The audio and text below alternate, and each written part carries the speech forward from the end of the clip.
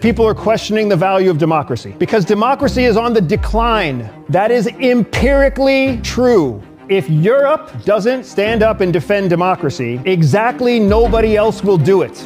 We often call the United States a democracy. It's a democracy second. It's a capitalist country first. And as long as democracy benefits our capitalism, we will be democratic. But when democracy threatens our capitalism, we start to abandon certain pillars of democracy in order to maintain our American primacy. Like there is an attack to Venezuela. Like Venezuela. The United States going into Venezuela was illegal in every sense of the word until the United States labeled Maduro a narco-terrorist, a term that's not even a real term. And until the state of New York had an indictment against Maduro. We had to build this lily pad sequence of legal activities, only legal to the United States, that would allow us to capture and kidnap a foreign leader. Countries have hard power and soft power. Your hard power is your military might, it is your economic might. Then there's soft power, which is influence, diplomacy. The issue you're having, and a lot of countries have, is everyone's gone so much into soft power that they've forgotten their hard power. Nobody does diplomacy if they see you as weaker or less than.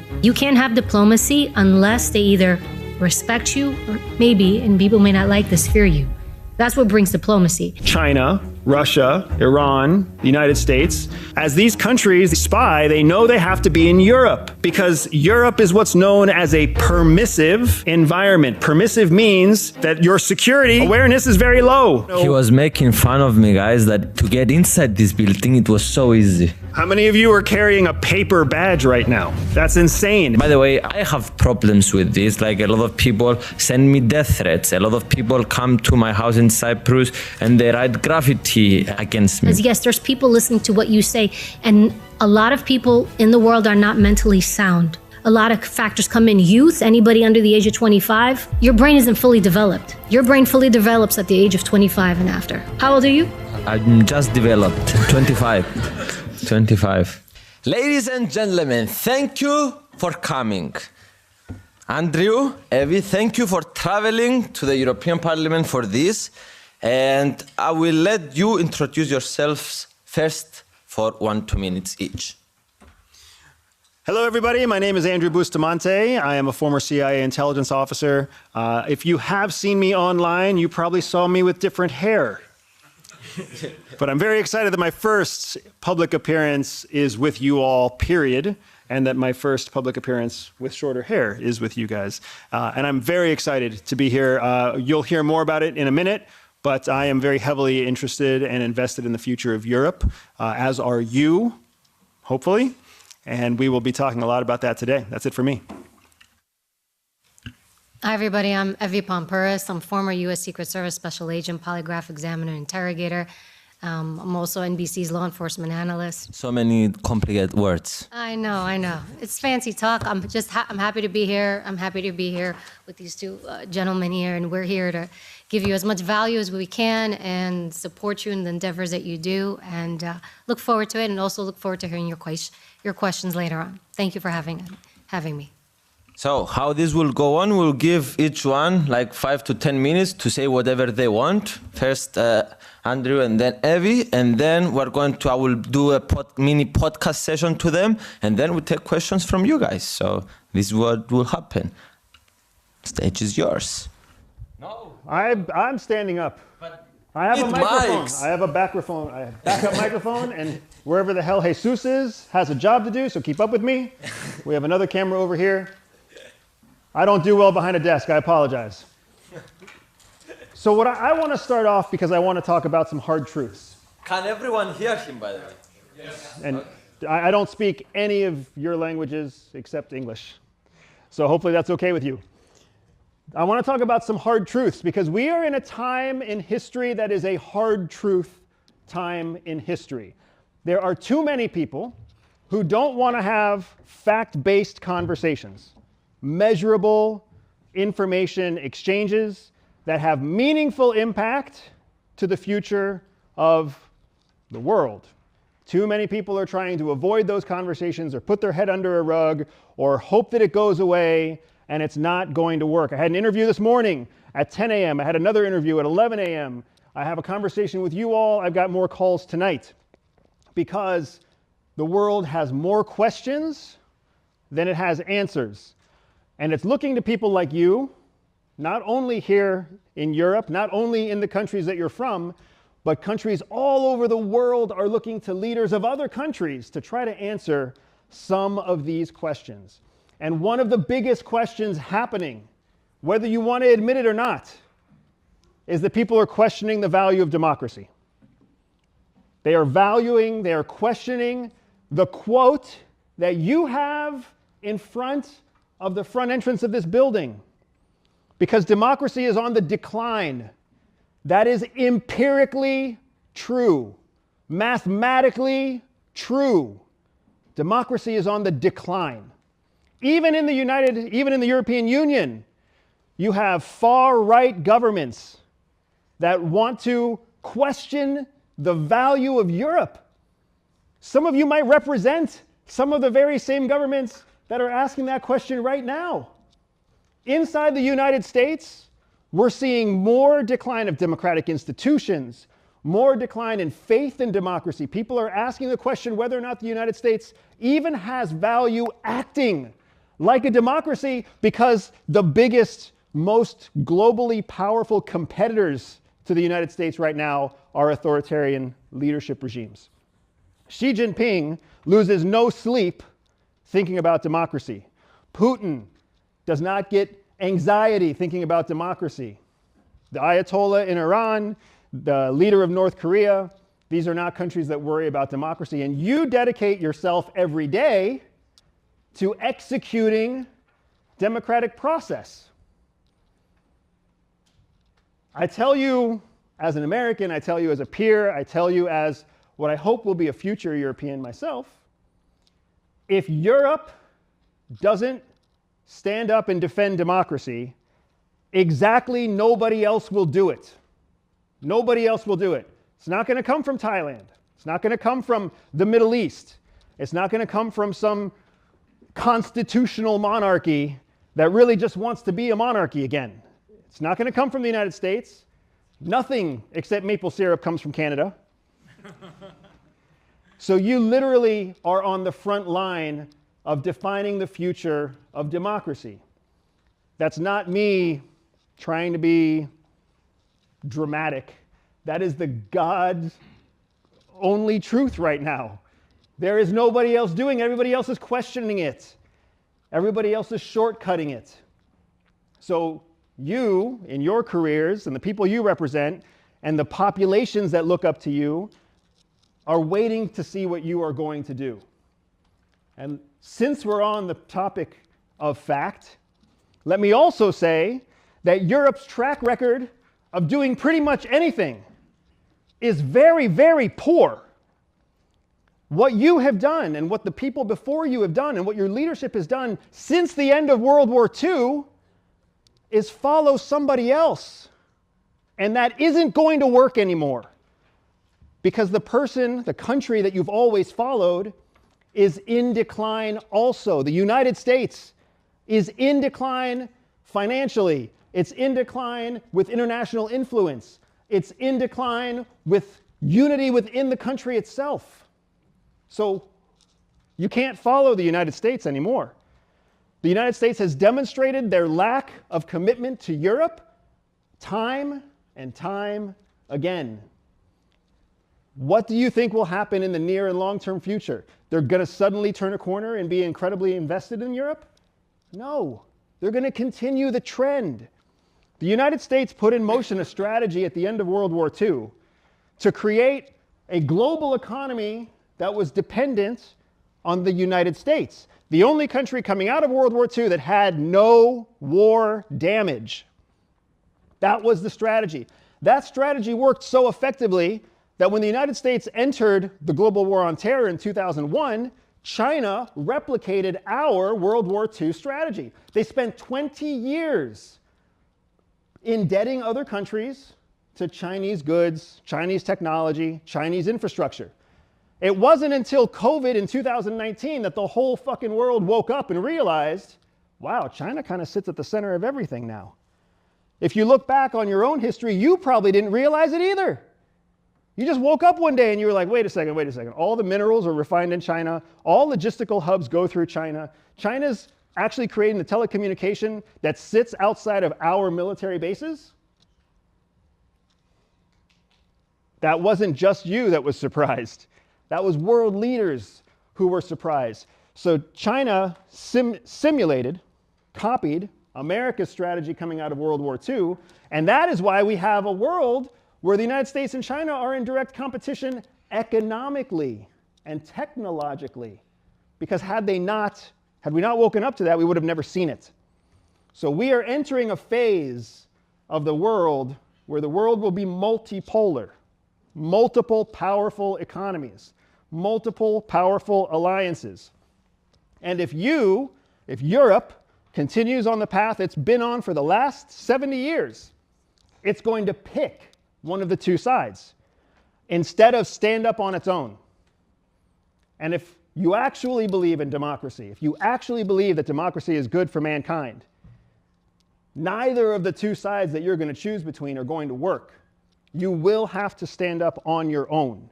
You will have to be one of the poles in this multipolar world. And I am here because I believe some of you will do that. But most of you will remain too quiet or cowardly to try. So I'm really here to talk to the few of you that will make a difference and entertain the other 80%. Thank you.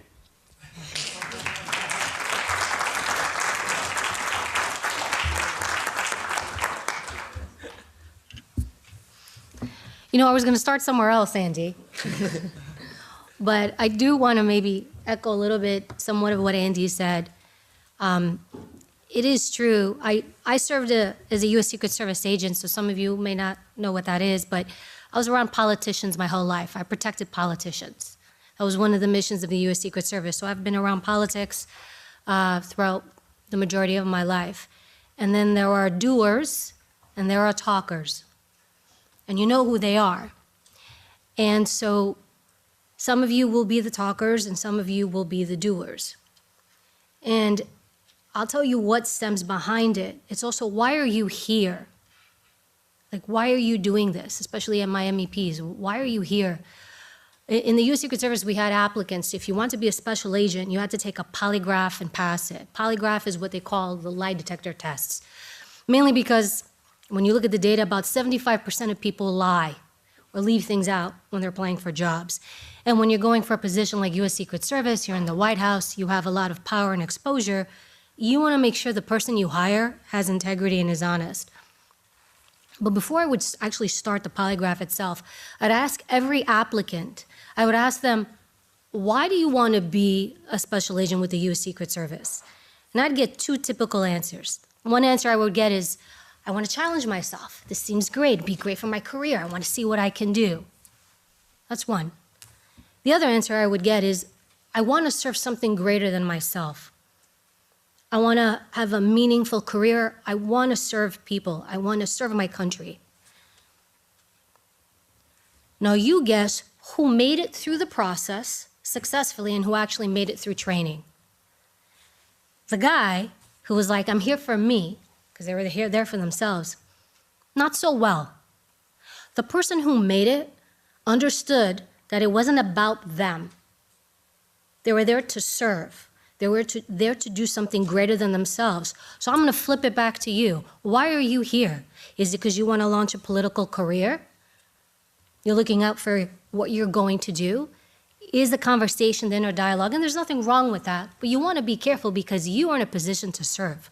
Right now in this moment, the three of us here to serve you the next 2 hours. I'm here to serve you, whatever questions we can answer, whatever we can do for you. I don't matter, they don't matter, you matter. So when you do these positions and what you're doing, who matters?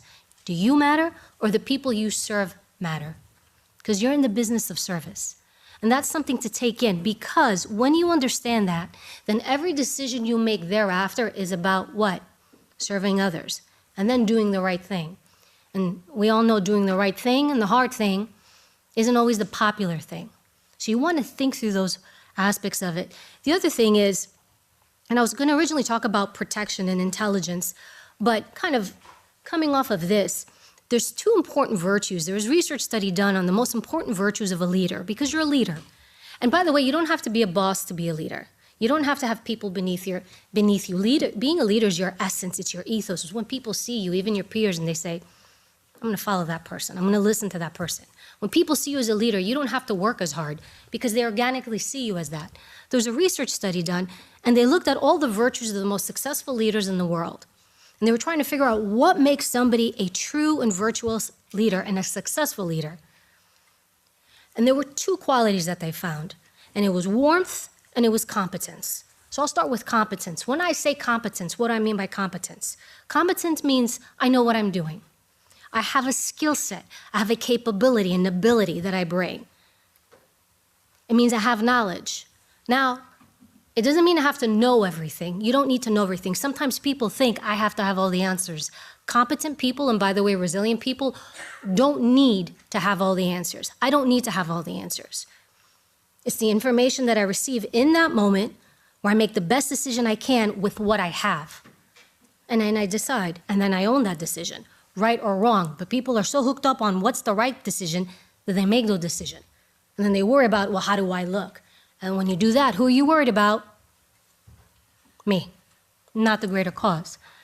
Competence is also consistency, is what I say, do I follow through with what I say?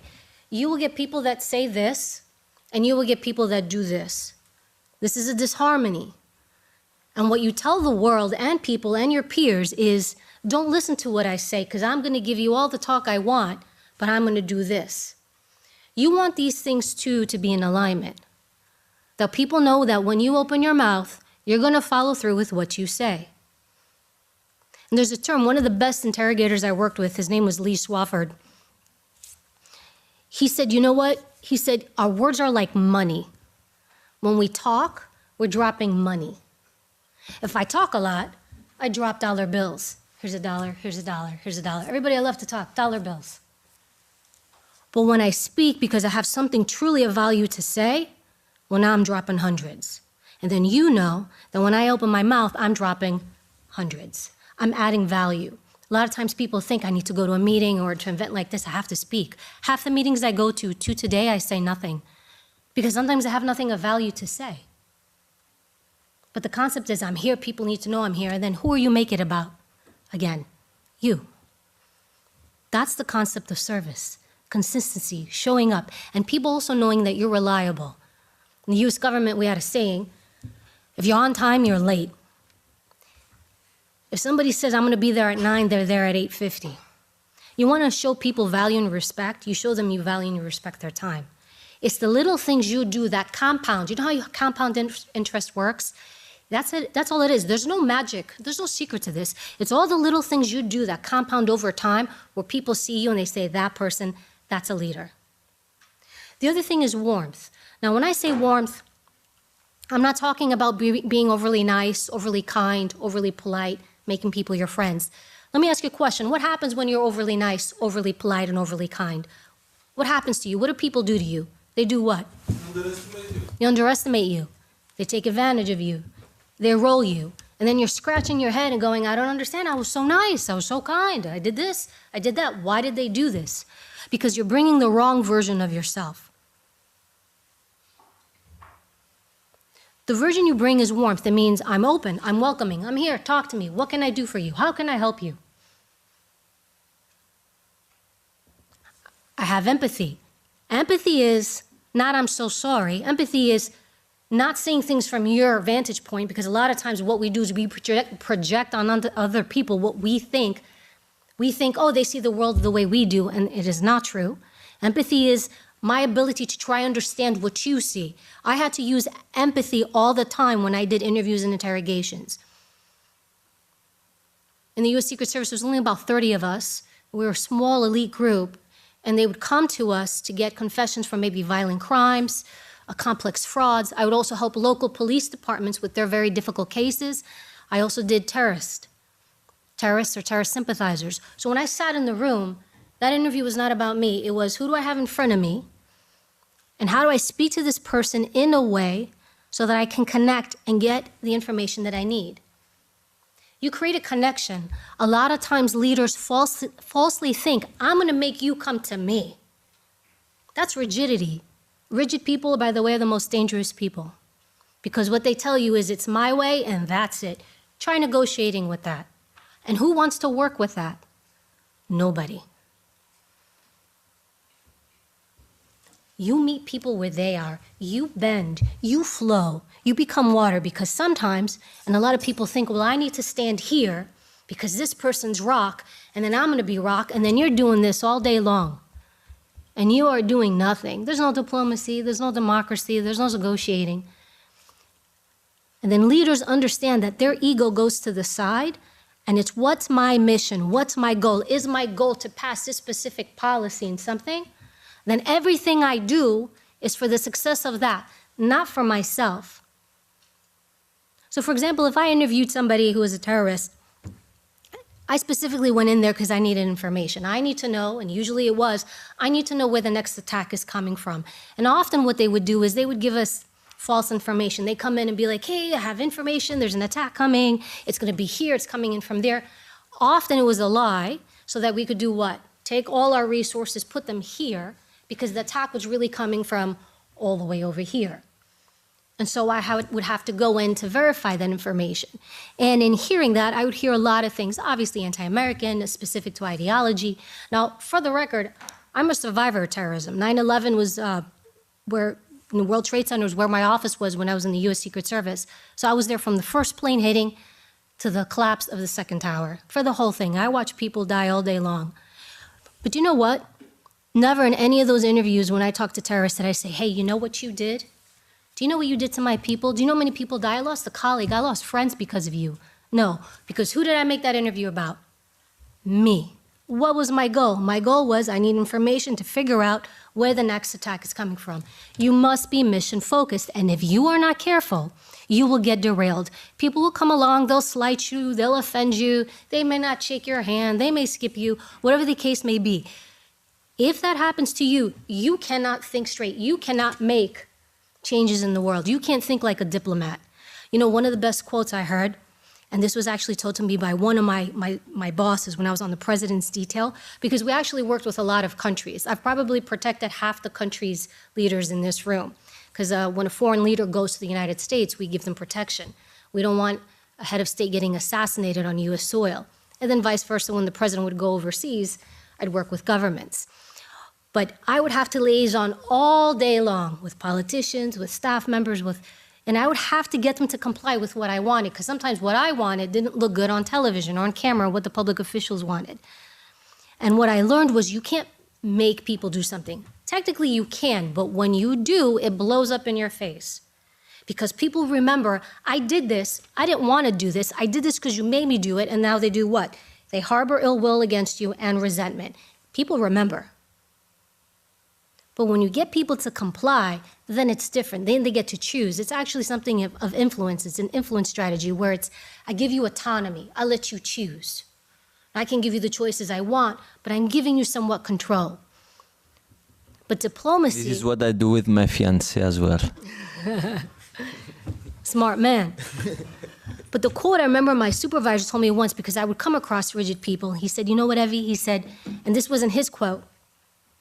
He said, a diplomat is someone who can tell you to go to hell and make you look forward to the trip.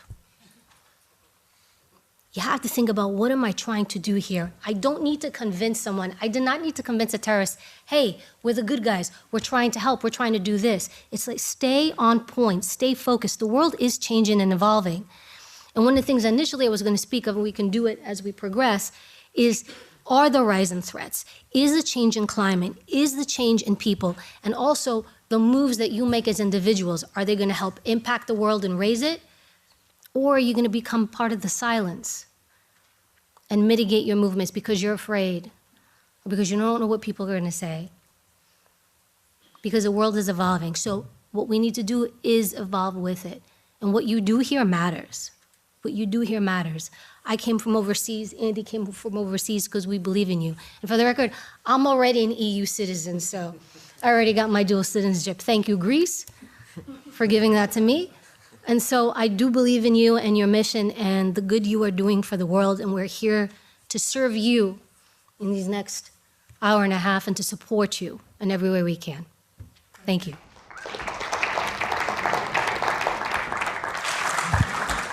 Since, guys, you are spies, I think we should start to talk a bit about the espionage that is happening in Europe. Maybe Andrew can talk about this a bit briefly, and later we can get into how we negotiate and all this stuff, and how we politicians can protect ourselves and blah, blah, blah, blah, blah. So most people don't understand how espionage actually works, and I will be a little bit rudimentary and basic here, just in case anyone in here doesn't actually know how espionage works. Espionage is the stealing of secrets, and it's illegal everywhere. It's illegal everywhere. The way that spy agencies work is that spy agencies recruit their own citizens and turn them into intelligence officers.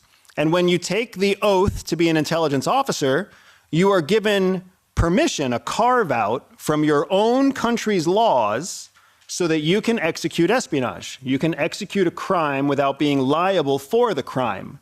So every CIA officer, every DGSE officer, every GRU officer, every BND officer, every Spanish intelligence officer, the list goes on, they all have protection so they can carry out espionage only against foreign countries. But espionage is illegal everywhere. There's no country that says that espionage is legal. In Europe, because the European Union specifically is a multiple country union, there's espionage in every country. And it's not just espionage that's coming from countries hostile to you, it's also coming from neighboring countries. Because, for whatever reason, in the EU, you don't trust each other. You say you work together, but you don't actually work together. You keep things hidden. So the only way that Poland knows that it can trust Spain is if it spies on Spain. And then when the Spanish diplomat says ABC, the Polish spy wants their Spanish asset to also say ABC. And they can verify it, and then they can say, yes, the diplomat is telling the truth, or no, the diplomat is not telling the truth.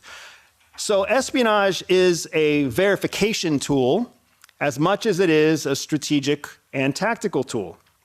And it's happening all over Europe because all the great powers, what we call the GPC countries, global power competitive countries, global power, meaning they're trying to control the globe, China, Russia, Iran, the United States, as these countries, these GPC countries spy, they know they have to be in Europe because Europe is what's known as a permissive environment. Permissive means that your security awareness is very low, and people can get away with all sorts of criminal activity in Europe because you're not security conscious. It's easy to get across the border. It's easy to get into an important building. It's easy to make somebody give you something for free. I don't know. He was making fun of me, guys, that to get inside this building, it was so easy. You can have a badge, just tag it, and you can enter the building from if you know the ways. So, how many of you are carrying a paper badge right now? That's insane. If you're an American, you know that is insane that a piece of paper gets you into a government building without an escort. But Europe, most of Europe is a permissive environment. Think about all the GPC countries. Moscow is the capital of Russia. Washington, D.C., the capital of the United States. Beijing, the capital of China. Tehran, the capital of Iran. These are non-permissive environments. These are very hostile police states, heavily guarded, heavily secured locations. We can walk into Vienna, we can walk into Brussels, we can walk into Paris, and these are very permissive environments, which means all the GPC countries are committing espionage in all the largest economies, the most capable European countries, and they've been doing it for decades. So they've got experience on their side, they have history on their side, they have skill on their side, and they know that Europe has been focused on other things. Europe has been focused on the ideology rather than the practical aspects of democracy. And unfortunately, the world has used that against you. So as we talk about whether or not Europe is going to stand up and become its own multipolar sphere of influence, one of the things that we also have to consider is whether Europe has the appetite to invest in its own security infrastructure. Because if you're going to stand up and be a global leader as a union of nations, then you have very large competitors that you have to stand against. And those competitors have been taking advantage of your security shortcomings for decades.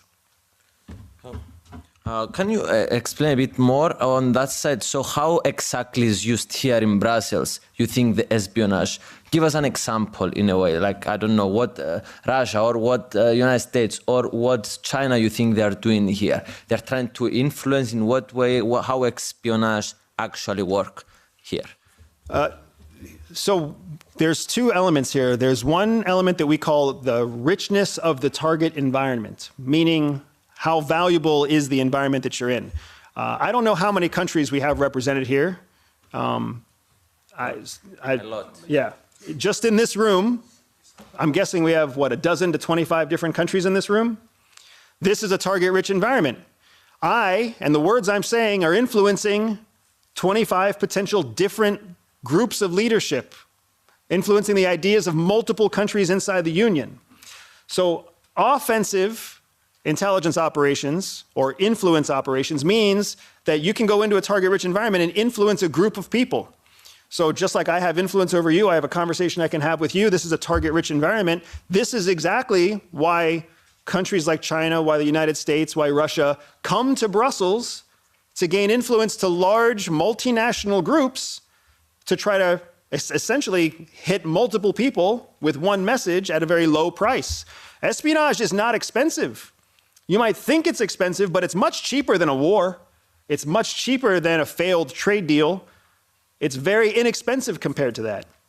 So offensive intelligence means you go into a target-rich environment and you carry out operations from there, whether you're trying to steal secrets. I can steal secrets from 25 different countries right now. I can shake hands. I can plant listening devices on 25 member phones right now. And if I have your phone, then I'm going to be able to connect to the phones of the other people that you serve with when you go take your phone back to your office. I'll be able to geofence your locations and find out what your pattern of life is. And this is how intelligence grows and grows and grows. So we start by talking to you and we end by tapping the phone of the Minister of Parliament or the member of the European Council that you're going to meet with for dinner tonight. That's why Russia comes here. That's why China comes here. That's why the United States is friendly with everybody in Europe, because it knows it can connect and capture phones. Who remembers when Obama got caught spying on the German chancellor?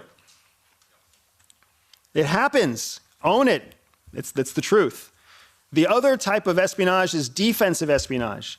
So countries can come to a place like Brussels to understand what's known and what's expected, what's discussed about their country. So if I'm in China and I know I've got a secret trade alliance with Iran, I want to come here and find out whether or not you all think that there's a secret alliance between China and Iran. And that's defensive, what's known as counterintelligence. I'm able to collect an understanding on what you may or may not know, which helps me understand if my secret is safe.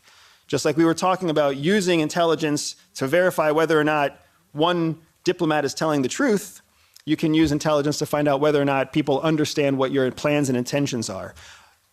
It's here in Brussels you negotiate trade deals with other countries. It's here in Brussels you determine whether or not you're going to support military action in Ukraine. It's here in Brussels that you make the big decisions for what's going to happen with the rest of the EU.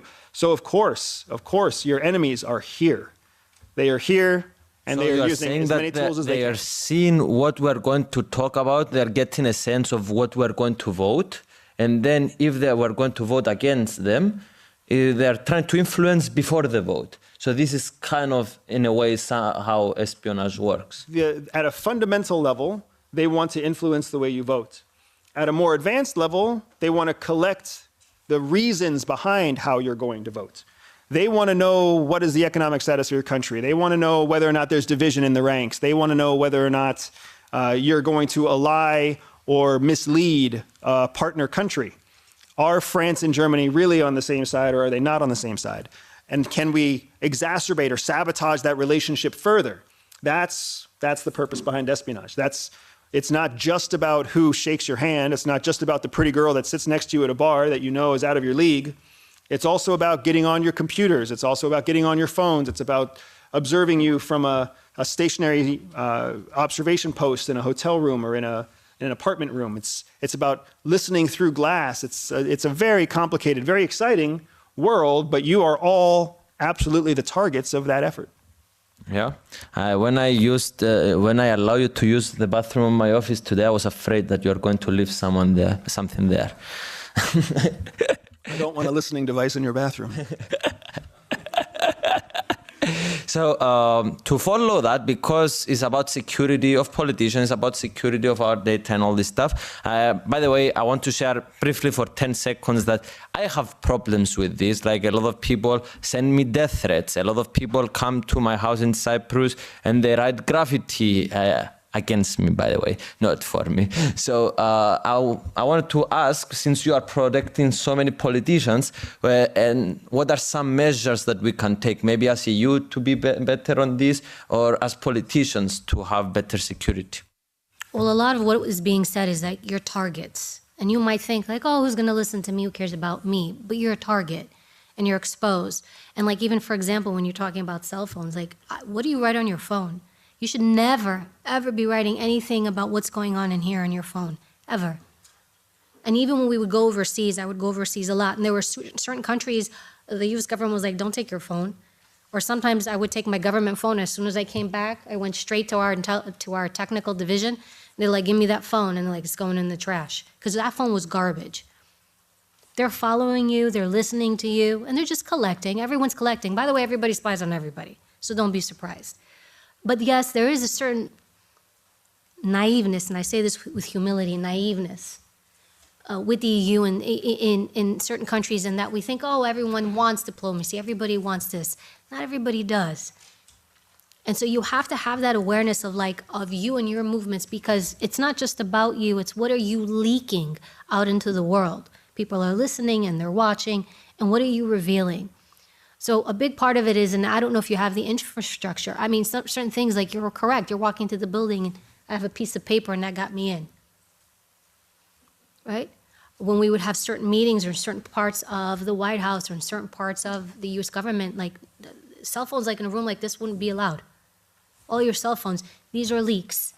And so maybe there is a system or a structure that needs to be put in place to help protect you, because what you're doing is, and this is what happens, is part of why the United States Secret Service exists and a lot of the protective infrastructures exist in the U.S. Like for Congress, we have Congress, they have Capitol State Police protect them. The reason why these institutions exist, and maybe on camera they look menacing or very severe, but they exist so that the politicians can do their job. You can't do your job if you're worried about what? Am I safe? Am I going to go home? What am I going to find when I'm going to go home? And then you're going to filter everything you say and do because you're thinking about what? There's that contrast of protecting myself or saying what I need to say. And you're doing this. That's an incredible amount of pressure and burden to be placed on someone. And I think not projecting out into the world thinking everybody is the way we are and they want to work together and try, it does not. It's a naive way to think. It's like you want to come in with the best of intentions, but you must be proactive in thinking about, what am I doing? What am I saying? Who am I communicating with? Am I leaking information? So I think with... No phones in meetings, important meetings? I would turn my phone off. I would at least turn it off completely. Turn your phone off. It's your personal... As an American intelligence officer, please leave your phones on. Yes, and he's correct. But you shouldn't be bringing your phones in, and maybe depending on the meetings you guys have these internal discussions. And I was asking Phidias before, I'm like, what internal structures do you have for safety and security outside of the physical security of this building? And it seems that it's minimal, even when it comes to protection. I was reading up on it. I've got it here. I scribbled all over it. But I went shopping and I was reading a lot of the stuff that's been written. This one's violence and intimidation against politicians in the EU. And what I was surprised when I was reading this is the data off of this is from the country specific. There's no internal system here that collects the amount of threats that you guys get. There's nowhere for you to go to say, hey, I received a threat. Hey, somebody's stalking me. And that is unacceptable because the structure is not going to be able to last. Also, again, what do we say? You're not going to make impact because you've got two opposing contrasts happening. I'm afraid I need to take care of myself. One, It's going to filter what you do, which way you vote, what you say, whether it's fear here or overseas back at your home country with retaliation. The other thing is, it takes an immense amount of cognitive load, meaning you have a certain cognitive load. There's only so much that you can do. So if you're trying to create impact, it's going to take from here because, well, I have to protect myself and think about my personal safety. And so you can't do both effectively. Your performance is going to shrink.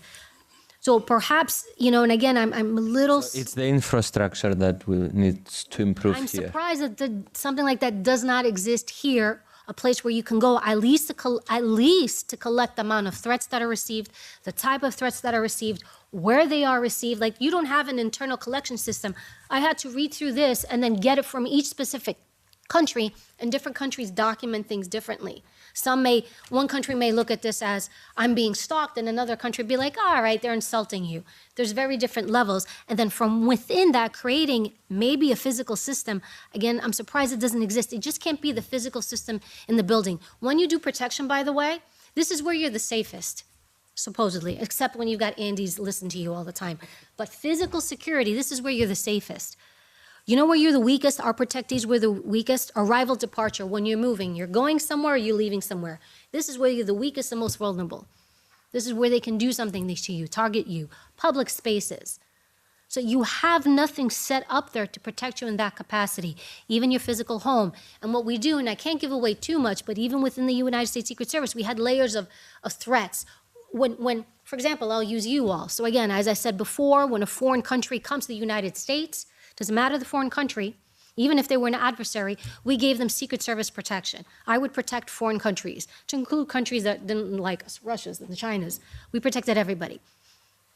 And we had different threat levels, and based on those threat levels, we would decide who gets what. And you need something here to protect you against so that you can function and do your job. Otherwise, like, what's the point of having you here? You're crippled. You're crippled. You're mitigated. You're contracting in, and you're not going to be able to get anything done. You can't, and even some of these countries, I read they would create psychological support for people who are getting harassed. You don't need psychological support. The way it works, and I've seen this with my protectees, they're able to do what they're going to do because they know no physical harm can come to me. If I know no physical harm can come to me, I can do and say what I need to do. But if in the back of my mind, I am worried about my physical safety, you can give me psychological support all day long and tell me don't worry about it, feel better, do some deep breathing techniques. What am I going to do with that if I am constantly worried about my physical safety? So to be efficient at what you do, there must be a system and infrastructure outside of the security system, the bodyguards and the doors and the glass and the magnetometers. That's the bare minimum that is needed to create a protection and safe environment. I'll even throw some numbers at you. Just in the United States alone, I was looking at our data as threats. Now, the United States Secret Service we don't release, the agency doesn't release the threats that it gets to the protectees we have. However, I was able to pull the threats that are given to the members of Congress in the United States. I did a comparison.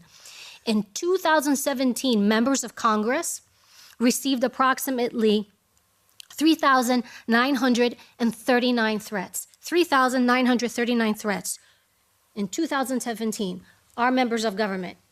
In 2024, that went up to 9,474. 9,474. And you must be thinking, I don't understand what's going on. A couple of things are going on. One, the naiveness, not being aware of my security, understanding that I'm a target. That's one. And then projecting that onto other countries. Oh, no, everybody wants to get along. Because a politician can look at you like, oh, let's get along. But behind the scenes, there's a whole other machine happening. The other thing is the escalation of social media and online. Initially, when we would get threats against the president or somebody had to physically show up, I would see you. And sometimes I would see you, we called it multiple sightings over distance and time. I would see you multiple times at different places, and I'd know I have a problem, right? So a person would physically have to come. Or they would write a letter, a person would physically write a letter. In fact, the agency had the largest ink bank in the world because we would analyze letters all day long, and we would analyze papers. So sometimes we would get a letter, and we would know, we would actually pull out, and we'd be able to figure out what pen was used to write this letter. And then we would go back and figure out when this pen was made, what manufacturer made it, where they distributed this pen, and then geolocate the place or city of where this pen was manufactured. And from there, right, I'm narrowing down my scope for my investigation. those were typically the things you had to look out for. Now it's social media. All I got to do is get up on this thing and write something on this. Everybody's got a microphone, and some people should not have one.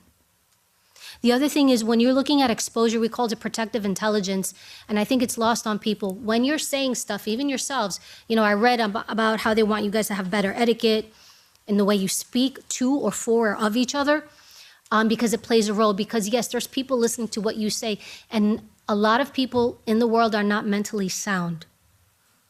A lot of the protective threats we would get them from people with mental illnesses or mental health issues. A lot of them. People are not as strong-willed as we think they are. A lot of factors come in. Youth, anybody under the age of 25, it's a little bit of a draw there. First of all, under the age of 25, I'm a former psychology professor, your brain isn't fully developed. Your brain fully develops at the age of 25 and after. So that's one. So youth are very susceptible. People with mental, sorry for my young people, but it's okay, we've all been there. He's 23, I think. How old are you? I'm just developed, 25. Mental health issues. People do have mental health issues, and I do think we're seeing an even escalation with using social media, being online, because you're so exposed and inundated with this thing. And this is influenced, by the way. When you're reading stuff, you don't even know if you're talking to a human being or a human being's writing it, but from other countries. So you have to have that awareness and have an awareness of what you're posting, and that's a whole other conversation, right? And then people are just weak-willed. So when they hear stuff and they're being influenced, you don't know how they're going to behave. All these things together and all these places where now I can write a threat, thousands and thousands of people can write threats. Now, how do you know what's legitimate and what's not? And that's the other problem we would have in the security world. You have to go through all of these, and I have to figure out what's real, what's nonsense, and who do I need to go interview, and who's capable of doing what. So really having that sense of security and awareness for yourself, and you don't have to do a lot, but it's all the small things you can do, but simply just having that awareness of being like, okay, what am I doing? But there should be more security in what we would call OPSEC, operational security here within the EU to support you in what you do. It cannot just fall on the host country, because for the record, every host country has different resources and capabilities. Some are good, some not so good. And so you need that support system. You want to talk about geopolitics, baby? So you said about Europe that it's in trouble, you said, if we need to stand that in our legs, you said. What does that mean practically? One of the things that I observe about Europe, and Evie already said she's a citizen of Greece. My family will start their hopeful immigration and citizenship journey in 2027. We are still picking which country we want to migrate to. We've been invited by Cyprus. Come to Greece. If anybody else wants to offer home to an American expat CIA family, we are happy to oblige. But here's the deal is that Europe needs to make some hard decisions, because the decisions that you have made for the last few decades have brought you to where you are now. So for anybody who's ever tried to lose weight, or for anybody who's ever decided they need to make a change in their life, you know that the thing that brings you to the point of change is the previous decisions that you made to get to where you are now. Well, that's what's happening all over the world. America is where America is now because of the decisions that Americans have made. The same thing is true in Asia. The same thing is true in Africa and Latin America, and of course here in Europe. So European leaders have made decisions that brought you to the point where you are now. So you have to decide, do you want to stay on the same trajectory, or do you want to make a change? And when you make a change, you then have to decide, do you make a slow change or a rapid change? That question of how fast, how aggressive, how severe a change do we make is really tied to your competitors. And we are in a place where the competition against Europe is largely authoritarian. China's an authoritarian state, Russia's an authoritarian state, the United States is becoming more and more authoritarian every week. We are bypassing our own legislation, we are changing our policies, we are undermining our democracy. It's open, you read about it every day, it's real, there's consternation all across the United States for it, but it will continue because the United States has to keep pace with its competitors. The United States is a very practical country. We often call the United States a democracy. It's a democracy second. It's a capitalist country first. And as long as democracy benefits our capitalism, we will be democratic. But when democracy threatens our capitalism, we start to abandon certain pillars of democracy in order to maintain our American primacy, our role as a global superpower. Like there is an attack to Venezuela. Like Venezuela. The United States going into Venezuela was illegal in every sense of the word until the United States labeled Maduro a narco-terrorist, a term that's not even a real term. And until the state of New York had an indictment against Maduro, which is arguably illegal to have an indictment against a foreign person that's not one of your citizens. We had to build this series of exemptions and then use CIA to execute a covert action, which they are legally allowed to do, so that we could create this lily pad sequence of legal activities, only legal to the United States, that would allow us to capture and kidnap a foreign leader that we disagreed with. That's really all it was. But the reason that the United States is able to do that, the reason that when it goes through the court systems, it will be determined to be legal, is because of the exemption after exemption after exemption that we had to put in place in order to carry out that operation. The United States of 10 years ago would have never done that. Now we are actively seeing the United States, the pillar of democracy, the leader of the free world, forcibly triggering regime change. That's not going to change overnight. That's not going to stop. Go to answer my question. So what Europe needs to do? So what Europe needs to do is ask itself the question, how fast are we willing to change? How fast are we willing to invest in our own security? How fast are we willing to change our cultural norms for security?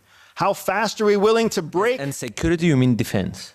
I mean every level of security. How fast are we willing to increase our protection for our parliamentarians? How fast are we willing to stop using our cell phones for work conversations? And how fast are we willing to invest in our own defense infrastructure?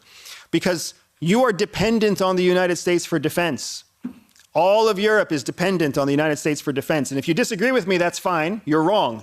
You need American weapons. That's why you buy them. You need American intelligence. You need American cooperation.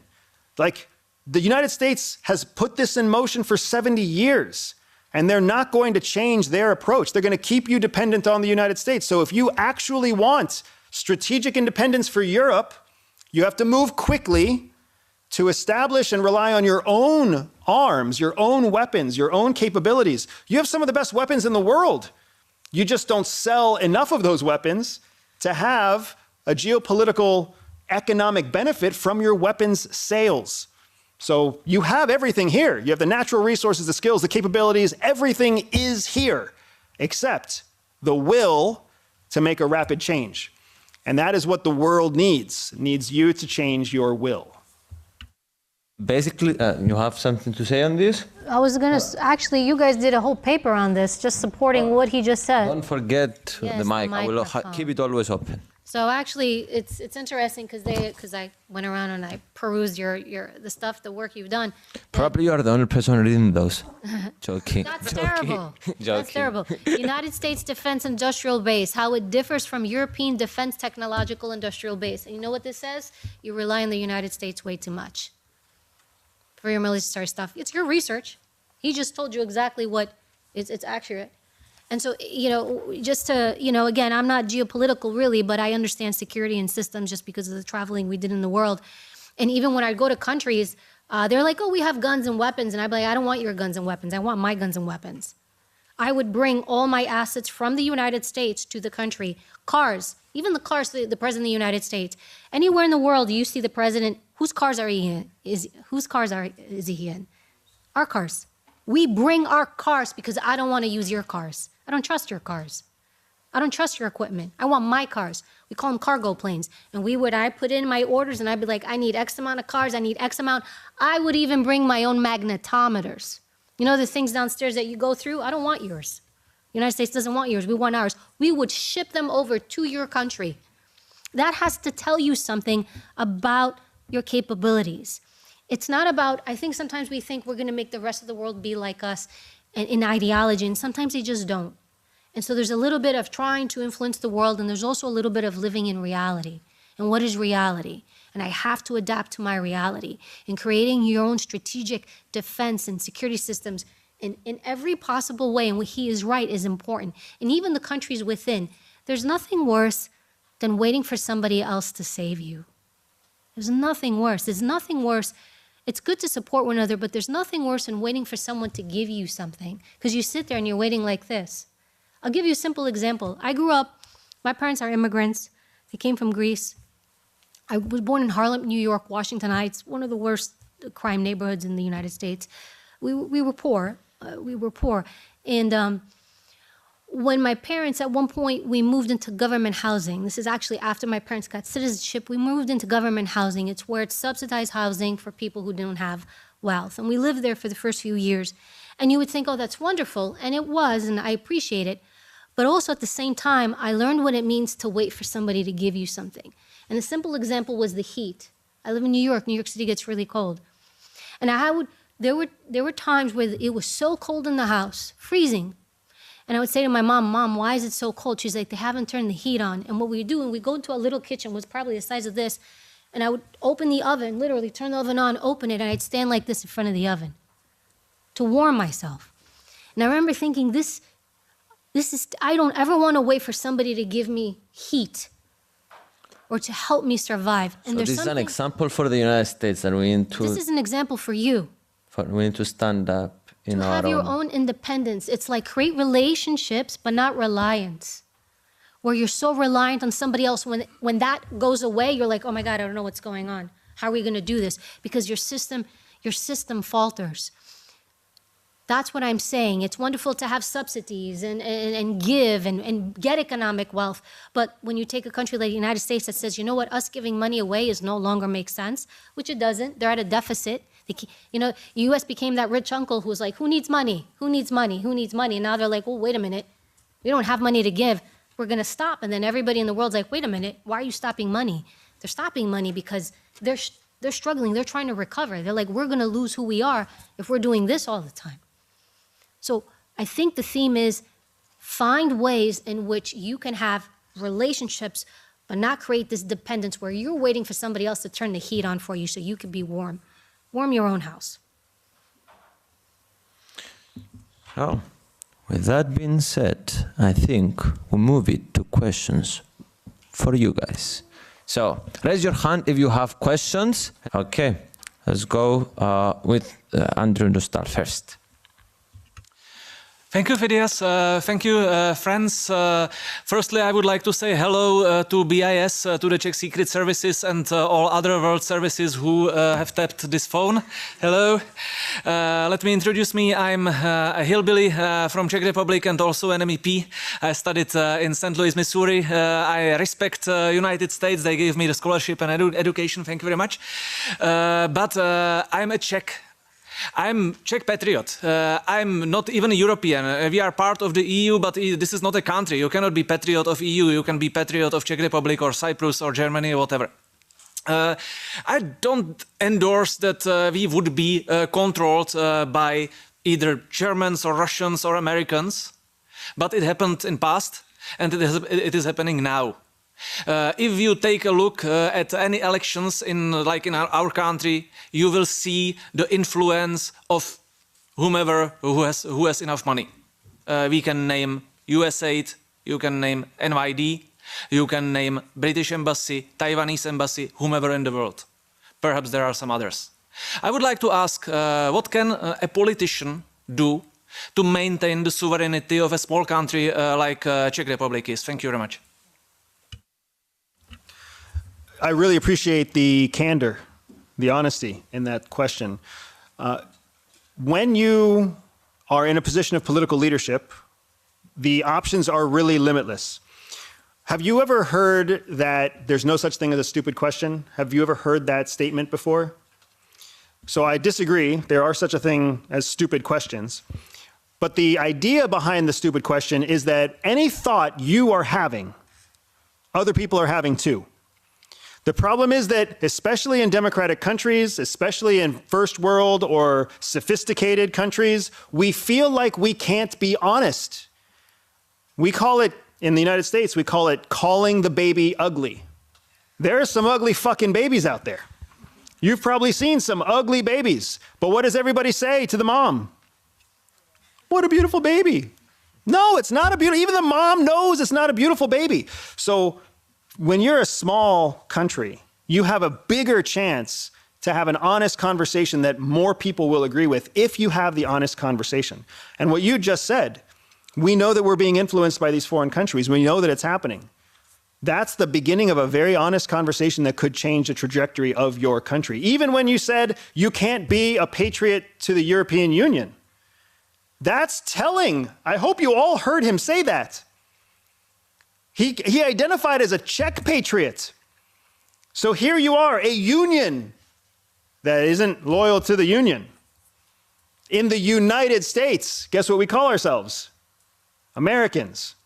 Not New Yorkers, not Georgian residents, not Floridians. We call ourselves Americans, married to the union first.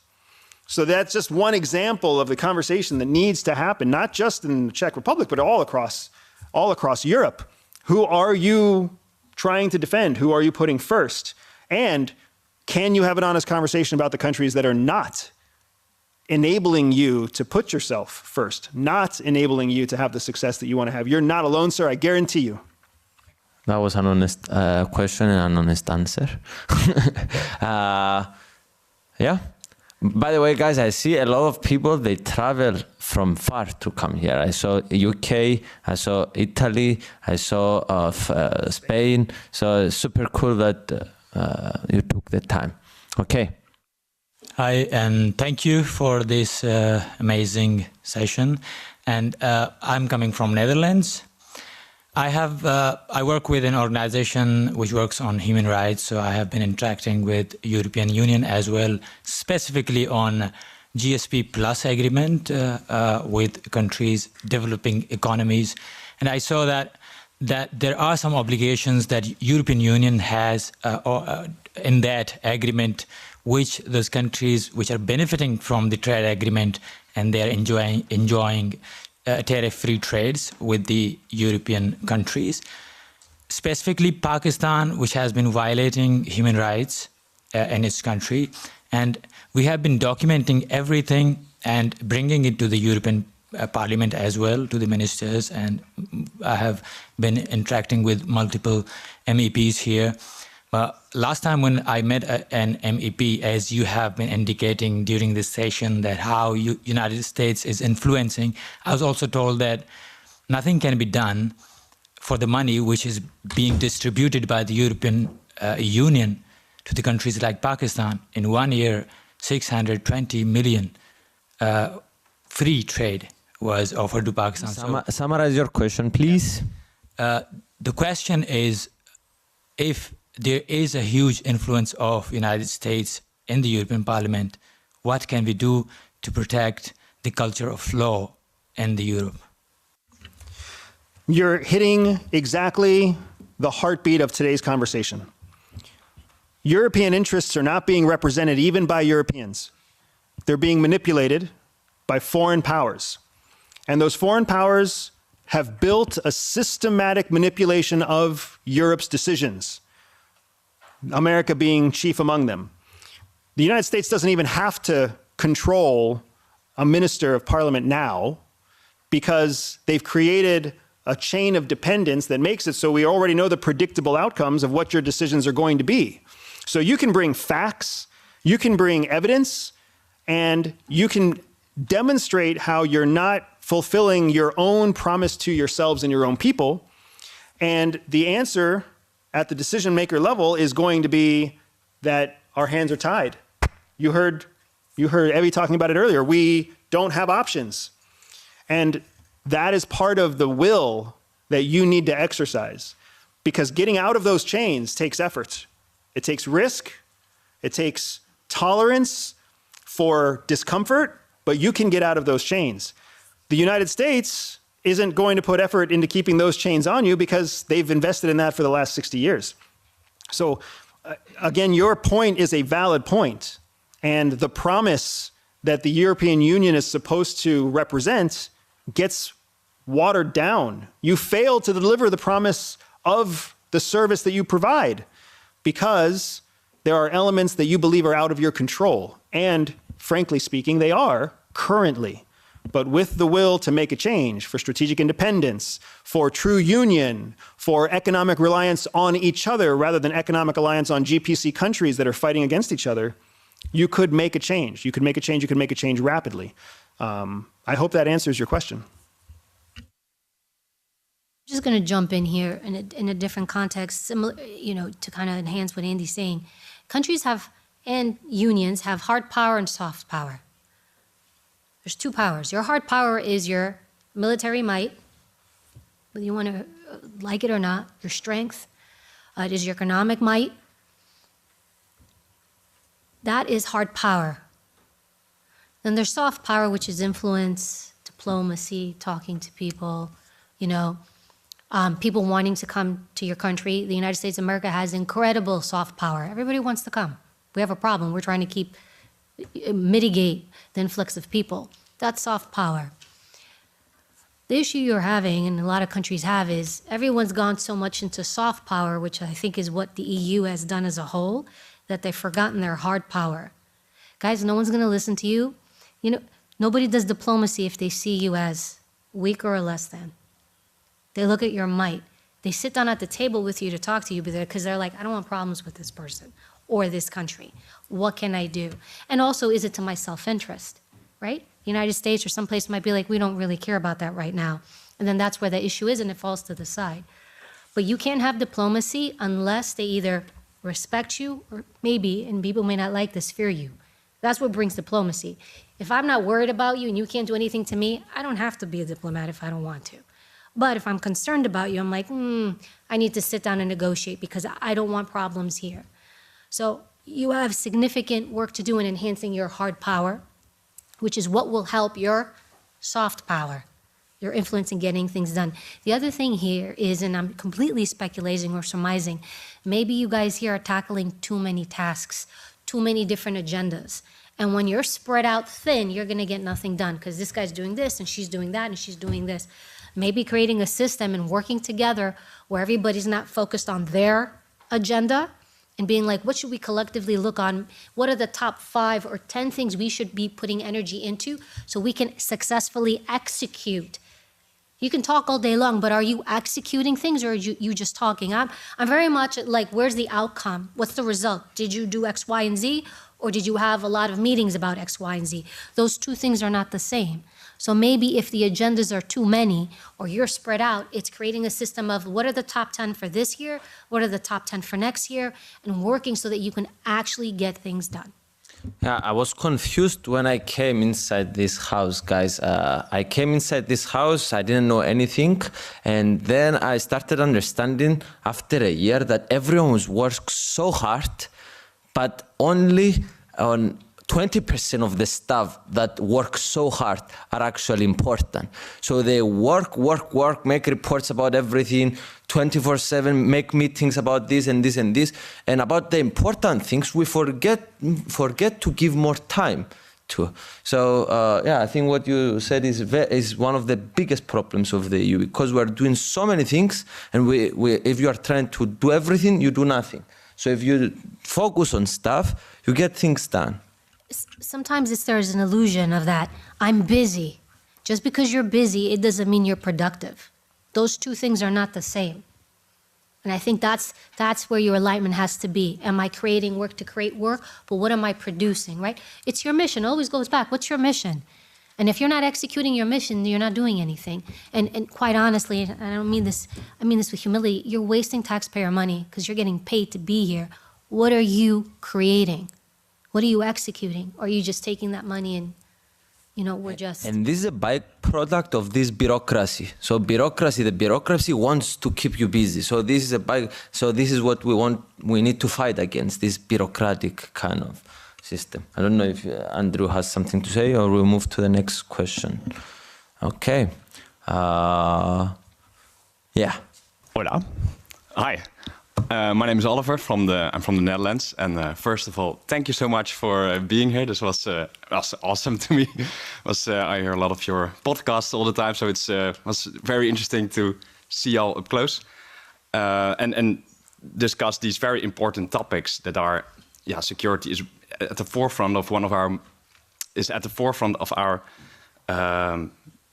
things that we should focus on in the European Union. But we are a democracy, so the first thing we need to get straight is: do we all want the EU to stay as it is? If you think about it as a superpower, if we look at the United States, these were 13 different states that at one point choose to give up some independence to become a state, and that is something that we're talking about different security systems, different systems that should be, I think, top down and then spread out, and just one command stuff. But we have so many different countries that it's very hard to execute that. And in order to get to the place where we become one, get these things where we have one state-like powers, everybody should be on the same page. And move to your question. Yeah. Well, I could imagine that this will be like a big issue. I think how do you think we should go about this? Because we can't force people's opinions, but there are a lot of people that basically the federalized doing all need to be united as Europe, and this is the question if you want to answer. I don't know the answer, by the way. I'm conflicted. Yeah, my answer is not going to be popular. Yeah. Your bureaucracy is killing you. The fact that your default response to any change is some sort of bureaucratic process. What form do I have to fill out? Who do I have to talk to? How many votes do I need? Your bureaucracy here absolutely murders your ability to have progress quickly. And your enemies are counting on that. What I would actually recommend, not that I don't know if this is even legal according to the EU, but I would recommend that the EU triggers some kind of emergency powers.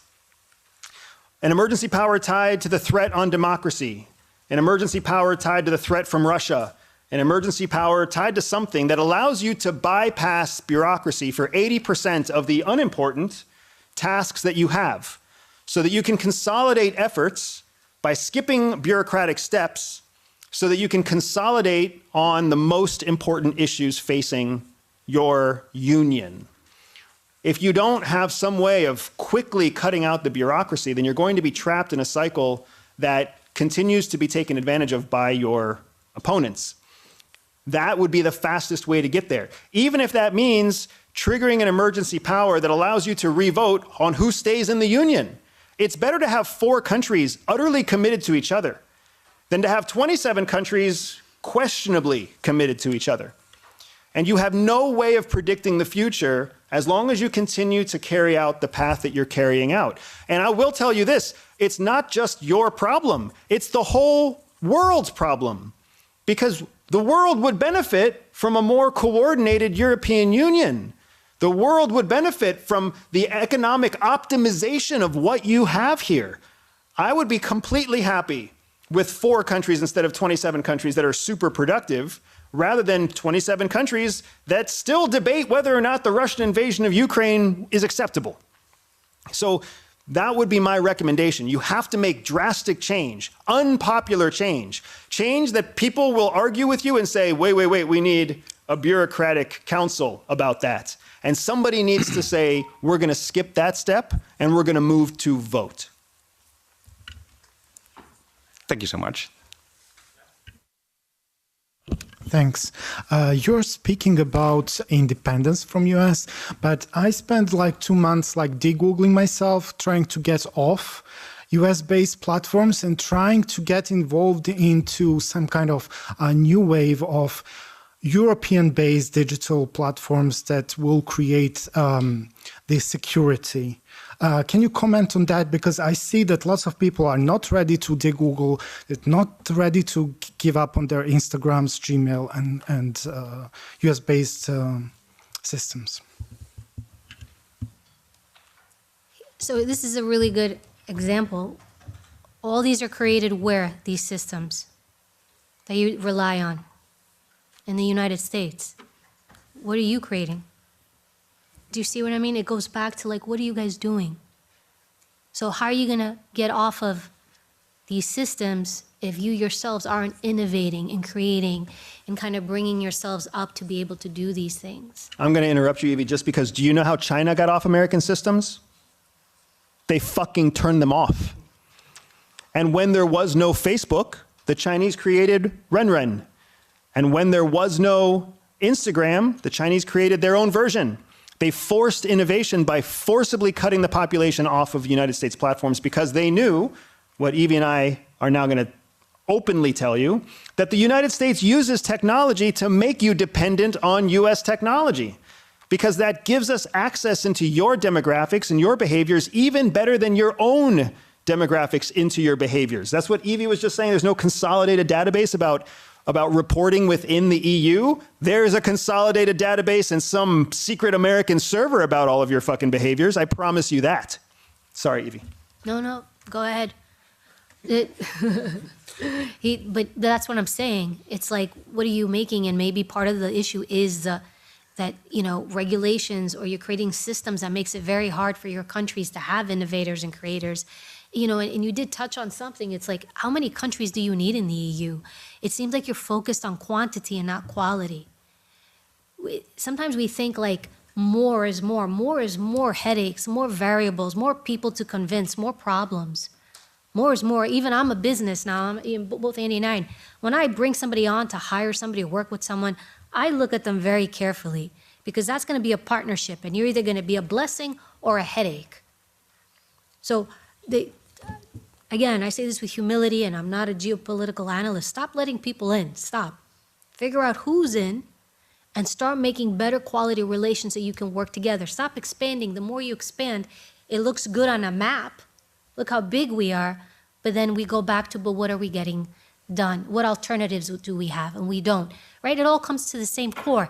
And you can be a strength and still work with all these other countries, still work with the US, still work with Russia or China. Like, no one's saying to alienate, but it means like people also, you have to walk into the room and you have to bring that presence. You know how like somebody walks into a room and you're like, I don't know who they are, but they're bringing something. Bring that. Europe's a wonderful place. Like, again, my ancestors, my parents, they're European. Like, bring that with you all, instead of, again, like this kind of defaulting to other people to solve your problems. It's like, bring that innovation, speak, and also, sometimes for the sake of diplomacy, we water ourselves down. We need to be diplomatic. You need to be diplomatic, yes, and democracy, but at the same time, you must be practical. You want to bring a little bit of that practical element in there, not just, it sounds good, the ideology is great, but then in the end, like, can people really rely on you to get things done? Well, I was having a conversation with Phidias today, and I mentioned to him the idea that why doesn't the European Union just kick the US out of NATO? US threatens to kick itself out of NATO. The US threatens to leave NATO, right? The Dutch are worried about Greenland and the end of NATO. What about just telling the United States, hey, guess what? We don't want you here anymore. Yes, it's going to hurt us a lot, but it's going to help us a lot too.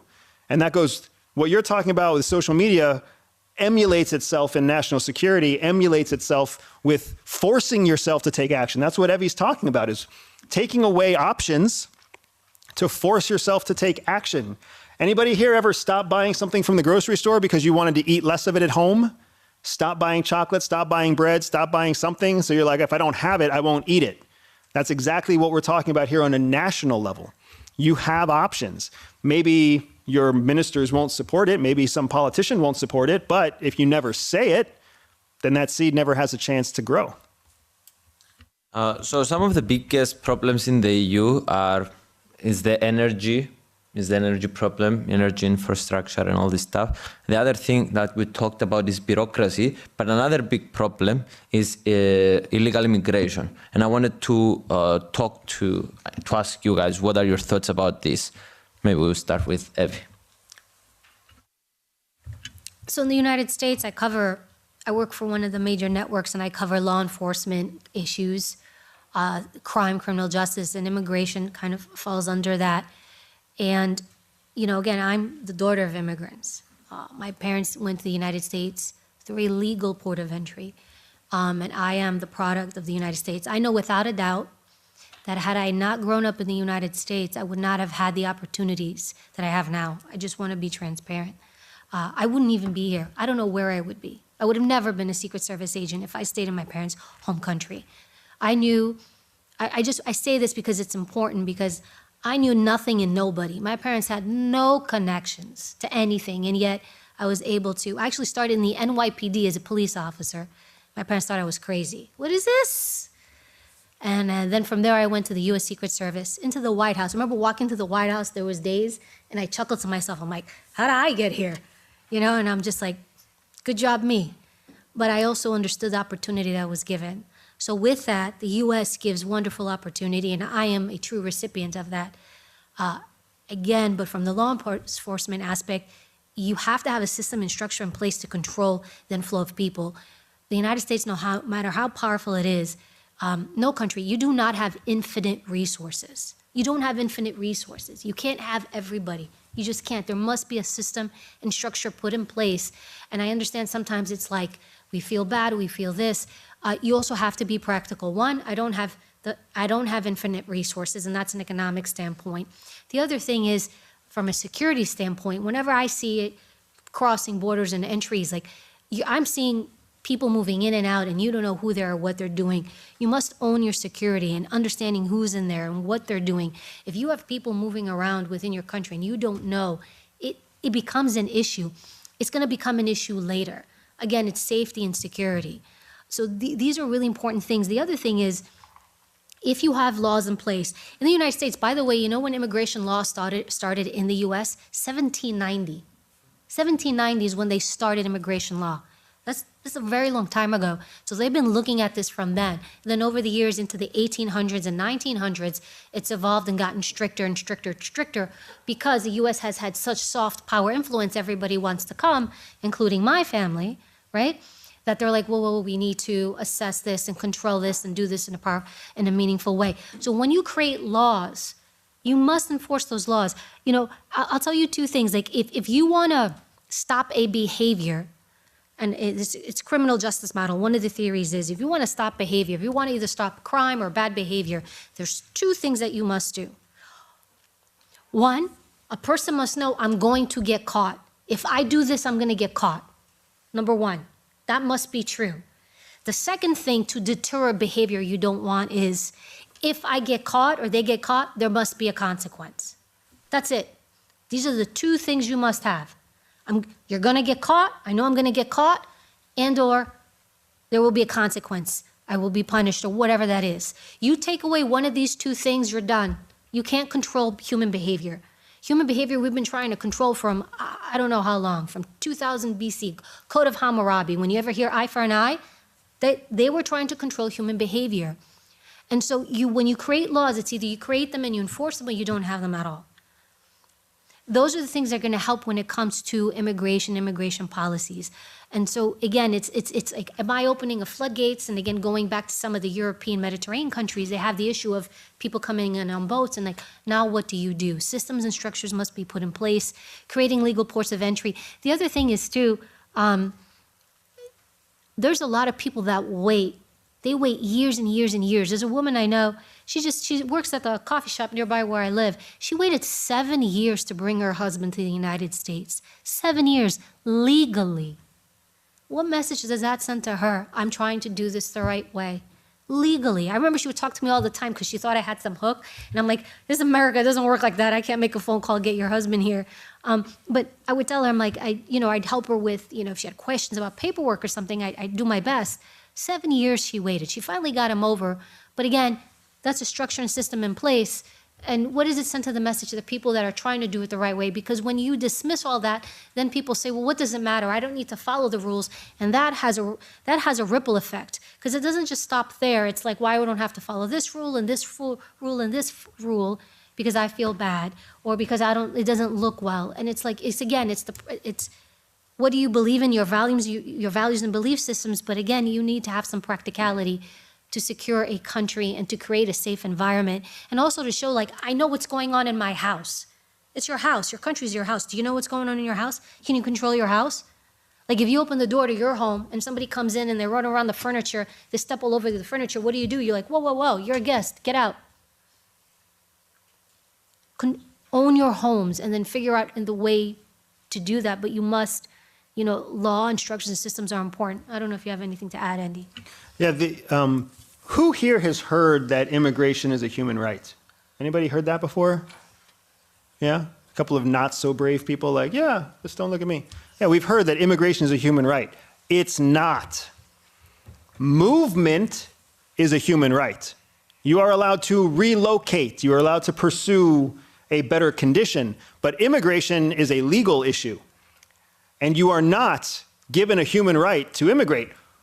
Immigration has become, over the last few decades, this idea like it's a fairness thing, it's a kindness thing, it's something that we're supposed to do to support our fellow man. Immigration is intended to support the country receiving the immigrant. That's the purpose of immigration. Well, why would you ever want an immigrant to come to your country? Because you want their knowledge, their talent, their commitment. Maybe you need more laborers, so you invite immigrants in to commit labor acts. Maybe you need more intellectual innovation, so you invite them in because they have a special skill or a special knowledge base. You've heard of skilled visas in foreign countries. They are actively trying to attract skilled workers to enhance, to contribute to society, to build a stronger nation. That's what immigration was intended to do. To bring in people that will contribute and to keep out people who will spend or waste resources, consume an asymmetrical amount of resources compared to what they create. We have to accept that immigration is supposed to serve us, not serve the immigrant. I am also from an immigrant family. Unlike Evie's family, my family immigrated to the United States illegally from Mexico. But because of loose immigration laws at the time, they were able to have babies in the United States, and the babies got citizenship automatically. And now I have also grown up with opportunities that nobody in my family earned except by taking the risk of getting caught and thrown out. So I'm lucky. Evie has already identified she's also lucky. We all recognize the opportunity of immigration, but the most staunch supporters of immigration inside the United States, do you think they're Americans or do you think they're immigrants? They're immigrants. Because people understand once you make it in, you have to police the border. You have to recognize that every person you bring in that doesn't contribute to your country degrades your country, degrades your economy, degrades your systems, undermines the policies and the laws that other people are trying to adhere to. So immigration is tricky. Immigration has a purpose. Immigration needs to be enforced so that the right people get in, the wrong people stay out, contributing people come in, non-contributing people stay out. It needs to be taken seriously. It can't be whitewashed as a human right. It can't be whitewashed as a negative thing. There has to be a balance, and only you know what that right balance is, how it serves you best.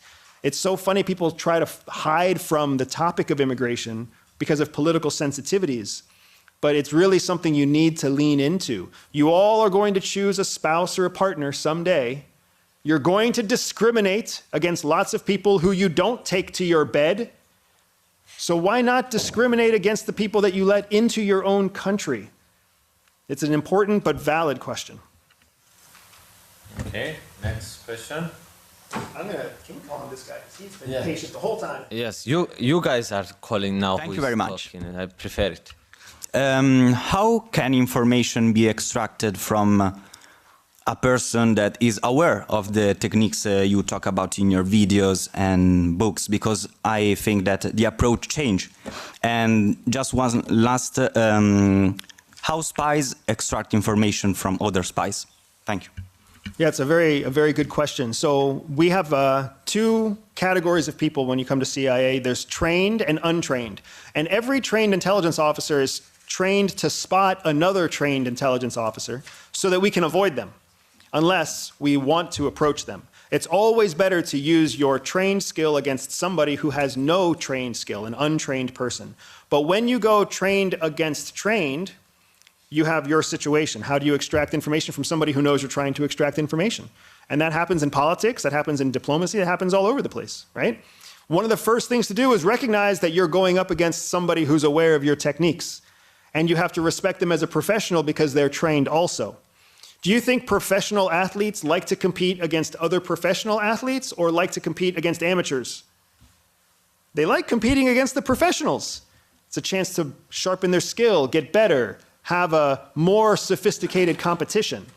And I would encourage you to see the same thing. When you know you're going up against somebody and you're trying to extract information from somebody who's trained in the same level as you need to hone your abilities even further. One of the best ways to do that is to acknowledge that you know that they are skilled. Call them what they are. You're a skilled negotiator. You're a skilled informant. You're a skilled diplomat. You're skilled. You have talent. I'm a little bit nervous to talk to you because I know how good you are at this. But I have to have this conversation anyway. It's like making them bragging in some way. It's validating to them that they don't have an advantage. It's validating to them that you know they're skilled, and that shows them that they need to understand that you're skilled too. You're skilled enough to see their skill. So it triggers an ego-based lever that disarms them, but it also sends a very clear message that they need to appreciate and respect your skill also. So when you have that common ground, it's in the nuance from there that your skill really, truly takes over. I would never be afraid to approach somebody and highlight and respect them for what they actually have. You know, I was going to jump in just because I wasn't in espionage. However, I had a lot of espionage done on me by foreign countries because we traveled the world so much. And I was very hyper aware. And I always knew who somebody was from an intelligence agency, even though they come in as diplomats and be like, oh, I'm the art attaché or whatever with this country. And a very subtle thing they would do, I would see this all the time, we'd like to take you to lunch.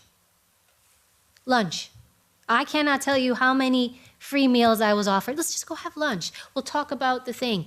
And I would never go. And if I had to, I was always like, in my head, I'm like, I want an office, I want a table, I want to know what I need to know, I need to leave.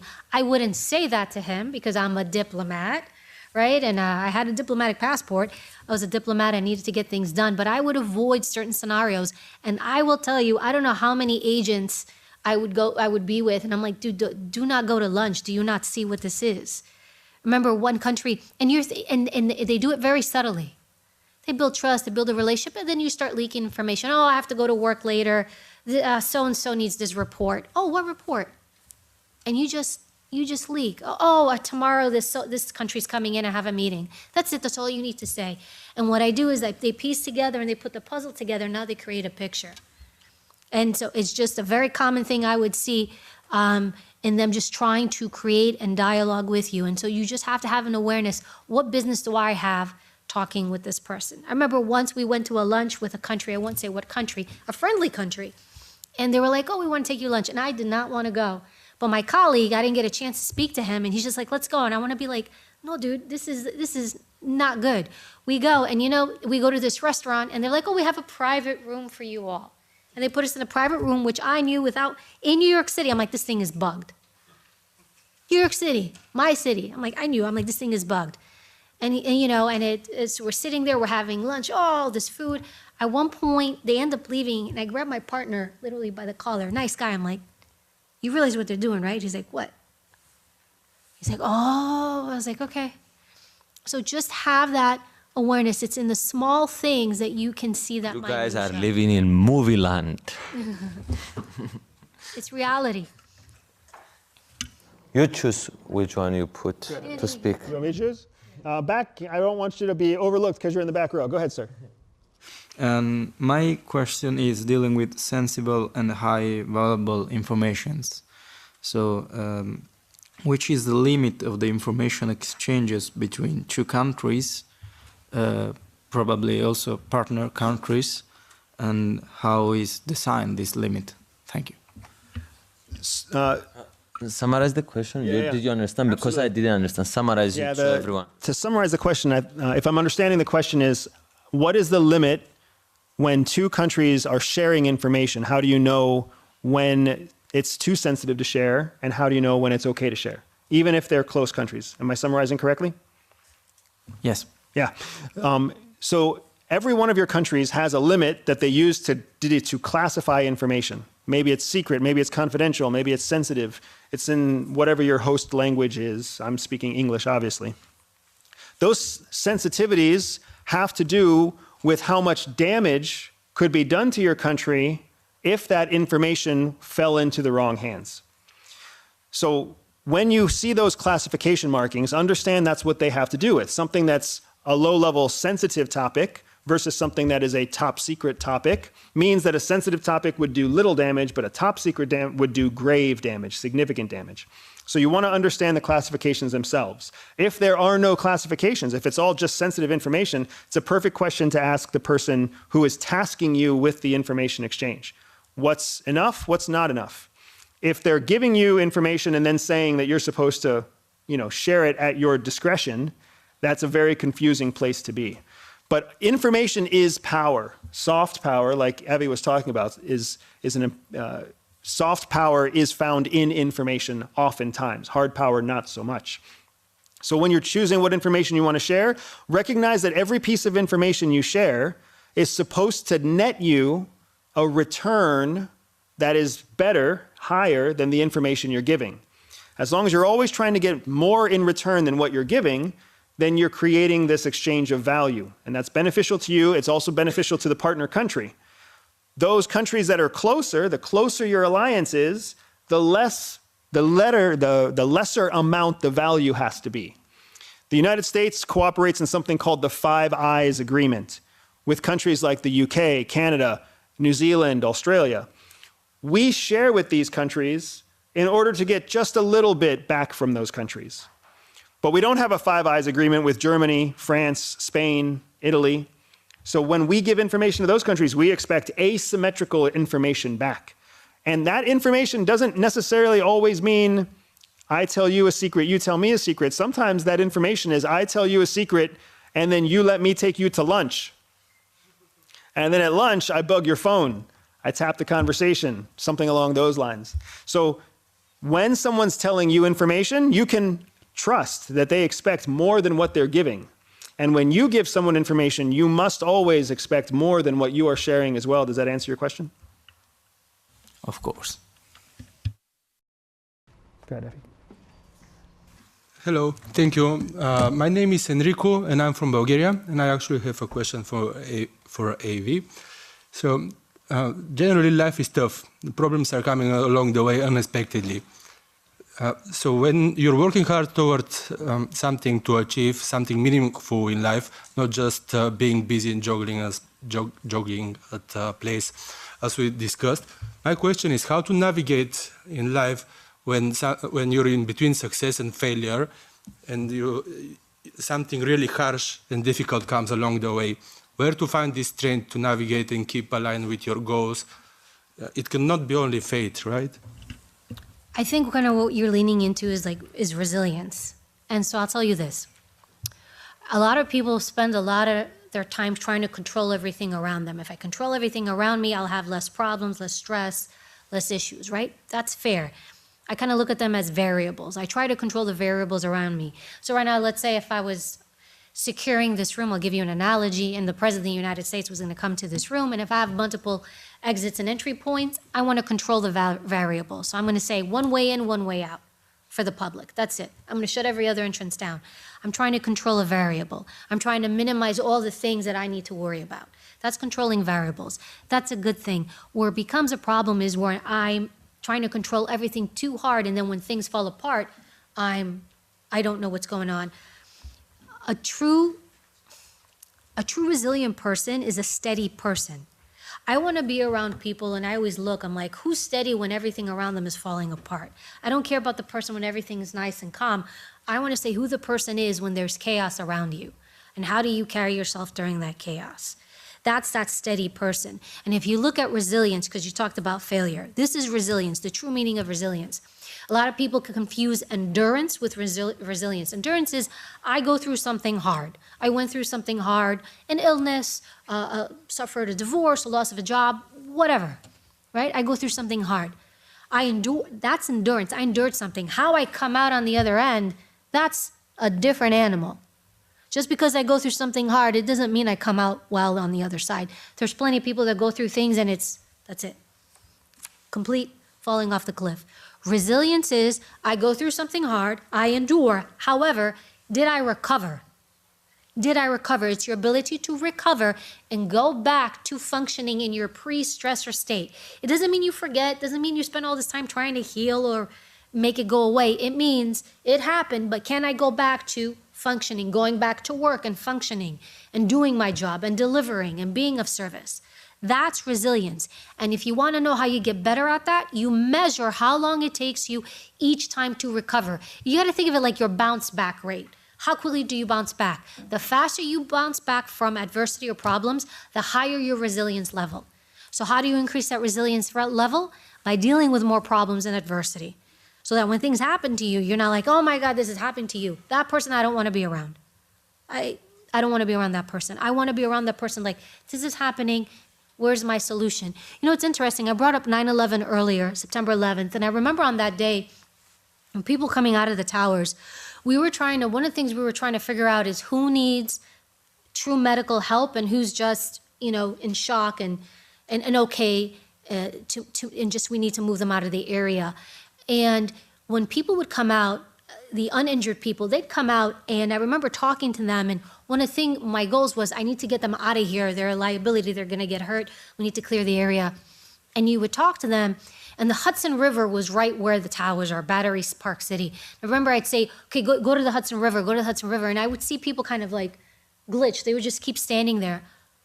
And I'm like, they couldn't understand what the Hudson River was. So to expedite what I was trying to do, and I wasn't the only one, other agents did it, I saw, I'm like, their computer is not working. They're so overstimulated, they're not able to function. They're not moving. And sometimes people weren't even injured.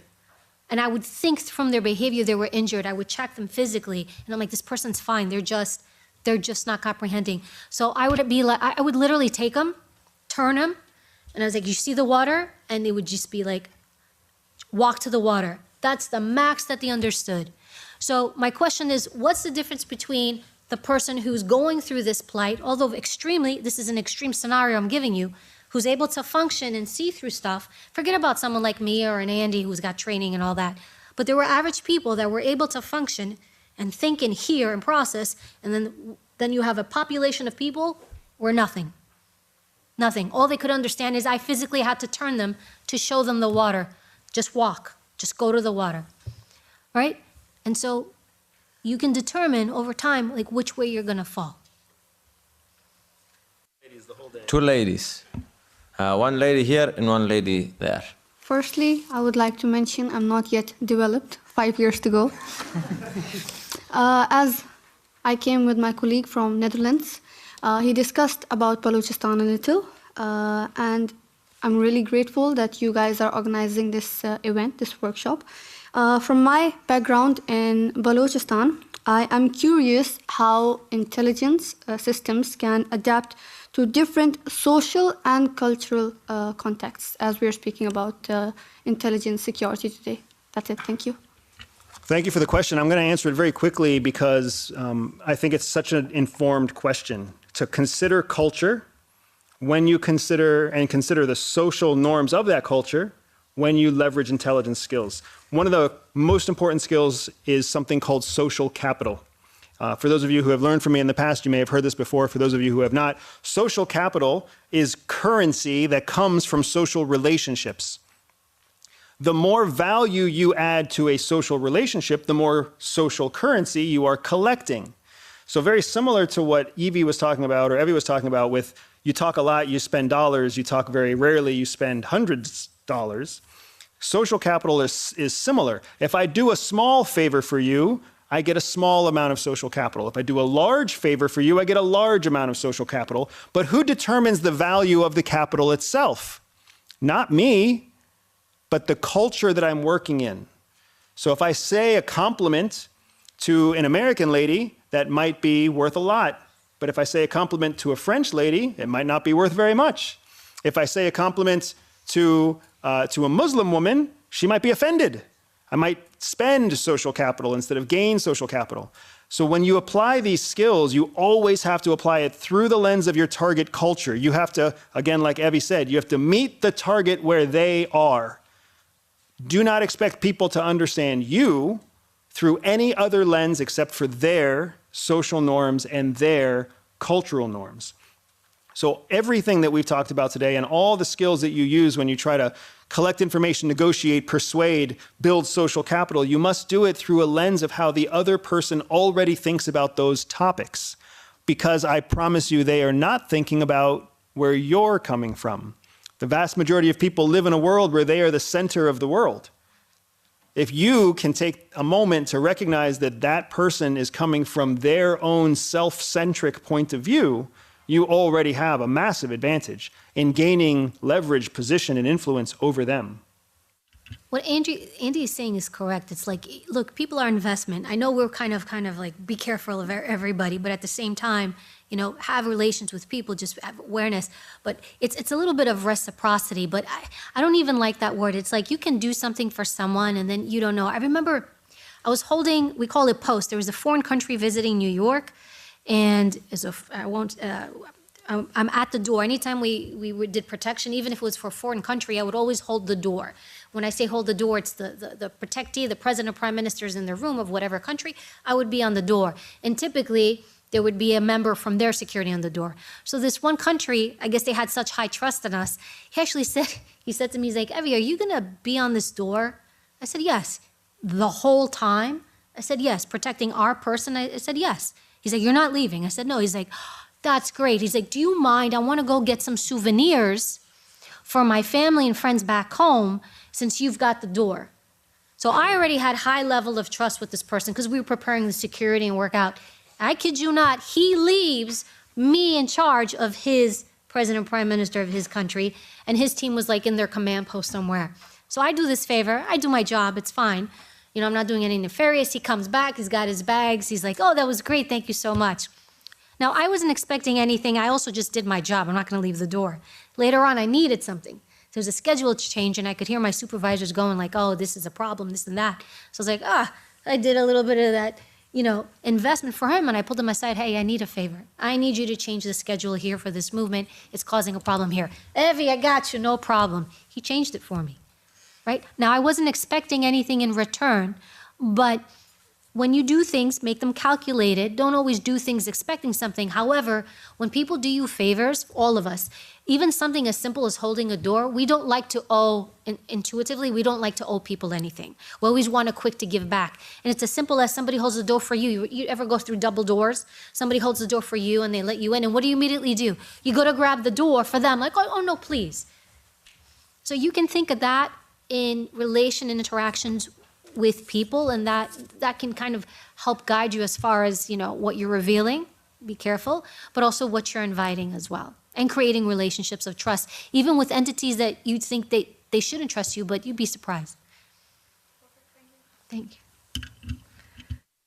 Dun, dun, dun. I've got actually two questions, one to both of you. You two being so concerned about the future of Europe, why do you care to move over here? The first one, and the second question is What a great question. And the second question is sort of a follow-up question to the question from the guy here.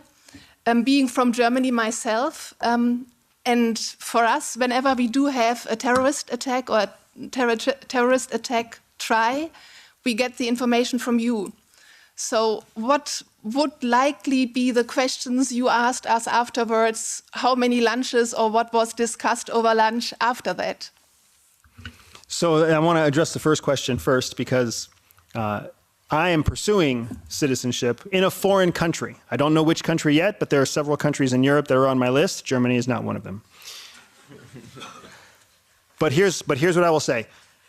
It is a matter of principle, and I believe that the principle is still alive in the European Union. The principle of democracy, the principle of progress, the principle of pursuit because it is the right thing to do. I believe that that principle is powerful and that principle still exists here. I just don't know if it will stay here. So if I gain EU citizenship, if I become a member of a nation of the European Union, I will still maintain my American citizenship because I, unlike you, will have an option in case Europe falls apart. And I can always go back home. And if the United States falls apart, I can also move forward to Europe.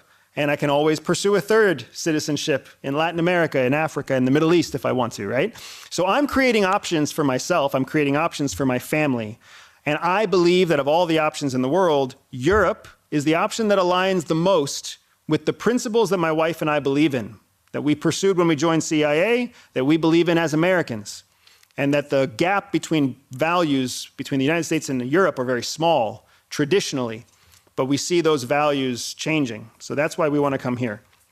As to your second question, I know that you get most of your information from the United States. It's one of the things the United States uses to continue to maintain power over Europe. We have dominant, superior intelligence. Therefore, you don't need to invest in it. Just come to us. We use that information as ways to create opportunities to collect more information. So every time one of our officers goes to one of your offices to report a potential intelligence threat against the Germans, we know that we're going to get an audience with 3 or 4 Germans. We know that we're going to get access to a computer system. We know that we're going to be able to have a conversation. We know that we're going to be able to possibly lure somebody to lunch, dinner, or to a round table. We know that we'll have an opportunity to advance a relationship. And that's what we call an entry point, a threat vector against a partner, even if they're an ally, a partner nation. So you might be asked to lunch immediately. Maybe after the terrorist threat is avoided, then we go out to a celebratory lunch. It also lets us see who's able to go to lunch and who's not able to go to lunch. Because somebody who's allowed to go to lunch is probably less important than the person who's prevented from going to lunch. And that's why we start to bring food to you the next week. Let's just eat in your office and I'll bring you a sandwich instead, right? It's all part of a cultivation of information, a cultivation of relationship. So interesting. So why am I here? My career was in law enforcement, and especially when I did interviews, you see the worst of humanity. I mean, the worst. Like when I did interviews, interrogations, and I would help local police departments with theirs, I would interview violent felons, murderers, rapists, fraud, schemes.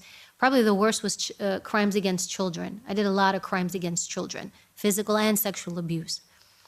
And so every day when you see that, you have to be careful because you can become cynical because you're thinking, well, the whole world's like that. Because if that's all you see all day long and that's what my job was, and you start to think, what?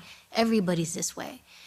And I know everybody's not this way. And I think the majority of the people in the world, it's like we have both good and bad. Most of us, not all, most of us try to keep the good. We try to balance, right? We do this and all day long. It's I want the good to shine, I want the good to shine. And sometimes what? The bad trumps it. You may not see it as bad. There's no person I interviewed ever that said I'm a bad person. Everybody who ever committed any crime always gave me a good justification. I know I did this, but let me explain to you why I did this. You can sell anything to yourself. We're great sellers. I can do something and sell it to myself that it's okay that I did this because it's in my own self-interest, or whatever the case may be, despite the fact that I may have caused harm to another being. I'm a seller. Now, having said that, I also believe in the good of humanity. And I believe in the ethos of the EU and what you're trying to do. And I also believe, even still, although I'm not in government technically, I still believe in being of service. So whatever I can do to share within the reason of what I can and cannot say due to my background, to share to help make you better and more efficient and to be a guest in your home. At the same time, I am of Greek descent, which is in the EU, the European Union. And so from that perspective as well, I understand and, I look at the EU somewhat a little bit more closely because of my heritage and understanding. And I actually remember I studied overseas when I was in college. I did a program where I studied the EU as they were putting it together. Before this building was even here, we did a drive-by and it was nothing but like a couple of flags at the time. And I remember the currency was being discussed and all that. So I was around for the evolution. So I studied international affairs and politics. And I remember when they were creating it and why, and I understood the belief system, and I believe in it. I think I believe that you're all here to try to do good. And if we're all collectively just trying to do good, it does influence the world. In small ways, we can make it better without living in fantasy land and forgetting that there are issues out there, but at the same time, giving to humanity. So that's that. And forgive me, what was the second part of the question? Yes, when United States uses favors for espionage, how they take back stuff? They're just gonna be around you. They're gonna ask you questions. Look, there's nothing wrong with it to a degree. I always said, and then somebody asked a question, how much should I give away or what should I say? I always kind of go through this barometer. If what you do or say ends up on the 6 o'clock news and you would be embarrassed, don't say it. That's it. Because I do the news now. So if you don't want somebody like me going, hey, this politician from this country went to lunch with this other country and guess what they said? If you don't want that on air, that's a good barometer for probably shouldn't do this or probably shouldn't say this. I will let each one of you guys go for 2 minutes to share whatever you want to share, close remarks, and starting with you. Thank you very much for having me. It was a pleasure to be here. I want you to take a look around the room and see how many people left because they either had to leave. No. This is a huge phenomenon in the European Parliament because they have so many committees, everyone, so they need to go, they have meetings with others, so it's very usual for them. What a very diplomatic and bureaucratic answer. Some people left because they were bored. Some of you were bored at some point too. That's totally okay with me. I hope that there were a few of you that had an aha moment, that had a revelation, that found yourself nodding along with what I was saying, with what Evie was saying, a realization of the truth that you did not have before you walked in the room. If that happened to just one person, it was worth it. I had a CIA leader who called me into a room one day, and he said that he had one expectation of me, just one expectation, every day. And he said that expectation was that every day you will help one person succeed at one task. That's it. If you do that every day, help one person succeed at one thing every day, then you are making a greater contribution than you can imagine. Because that person will be able to contribute to more people in their day, and those people will be able to contribute to more people in their day, and you're solving problems and you're moving the ball forward. You're helping to accomplish a greater goal. So if I helped just one of you, all the time, all the hours on the airplane was worth it. All the time figuring out my sleep deprivation and my jet lag was worth it. Everything is worth it if I helped one of you do one thing, have one moment of inspiration or one moment of encouragement. It was worth it, and that's all I have to say.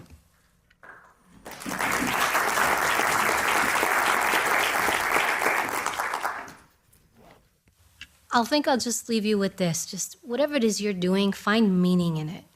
Just find meaning in what you're doing.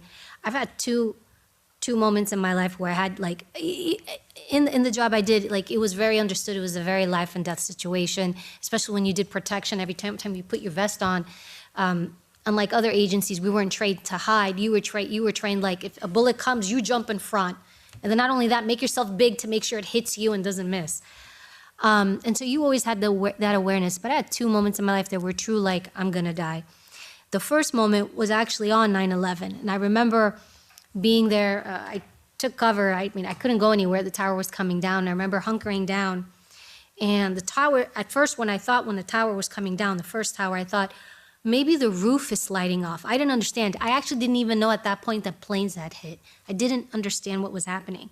But I remember I was like, all right, the roof is sliding off, but it's right over my head. I'm right here, and I cannot run this, so I'm just gonna hunker down. I hunkered down, and then as it started to come down, I heard the bending steel, and it started to come down on me. I remember thinking, I'm gonna die. I'm not living through this. And I was like, all right, I don't have a choice. I didn't have a choice. And there are two very profound things that happened in that moment. One was, I was like, all right, if I live, and I remember sitting there, you talk about people have moments that flash before their life. I just remember thinking, I don't know if I lived. Was I a good person? Did I do the right thing? Did I leave something good in the world? I thought about my family. I didn't think about the cool new Secret Service job I had. I didn't think about the brand new car because it was the first time in my life I could afford a brand new car. I didn't think about my paycheck. I didn't think about my money. I thought about leaving this world and what I had done. And I remember telling myself, I was like, if I live, I will do better. I will live. I will be a good human being. I will be of service. You know, and then at the same time, you know, there was also a choice to be made. Now, I didn't have a choice as to whether I would die or not. I was like, I don't have this choice. And I learned the power of like relinquishing and being like, I can't control everything. So I was like, I have no choice whether I die or not. And I was fairly certain, I was like, I'm not gonna live through this. I was like, but I have a choice how I will die. How I will die. And I was like, I'm not gonna die afraid. I remember as everything just started to collapse around me, I was like, I'm gonna keep my eyes open. I was like, I wanna see death come for me. I will not die in fear. If it's the only thing I have ownership over, I have that. And then at the same time, there was a sadness that came over me, ironically. And I was sad. I was like, oh, I'm gonna die alone. This is what I thought of. I was like, I'm gonna die alone. Because I happened to be alone at that point. I was like, they're not gonna find my body. It's gonna be completely buried under the rubble. I will be alone when I die. And it made me sad. And I was like, okay, well, you know what? I have a choice. I'm not gonna die alone. And I, being my background, I began to pray. And I was like, I'm not gonna die alone. I'm gonna pray and I'm gonna ask for someone to be with me here as I go from this world to the next. And that moment, although maybe some think it's tragic, that's guided me every single day for the rest of my life. Find meaning in what you do. What are you gonna leave behind? This is temporary, all of us. We're here temporarily. So while you are here in the pursuit of yourself and your self-interest and your identity and your success and what you're gonna do, I promise you, when it is your time, you will not care. What are you doing to make life meaningful for you? And what are you leaving behind? And I hope, you know, through us being here and sharing with you, that will help you on your journey to truly make life meaningful, not just for yourself, but for others. And thank you for the honor for having us here. Thank you. Good work. Thank you.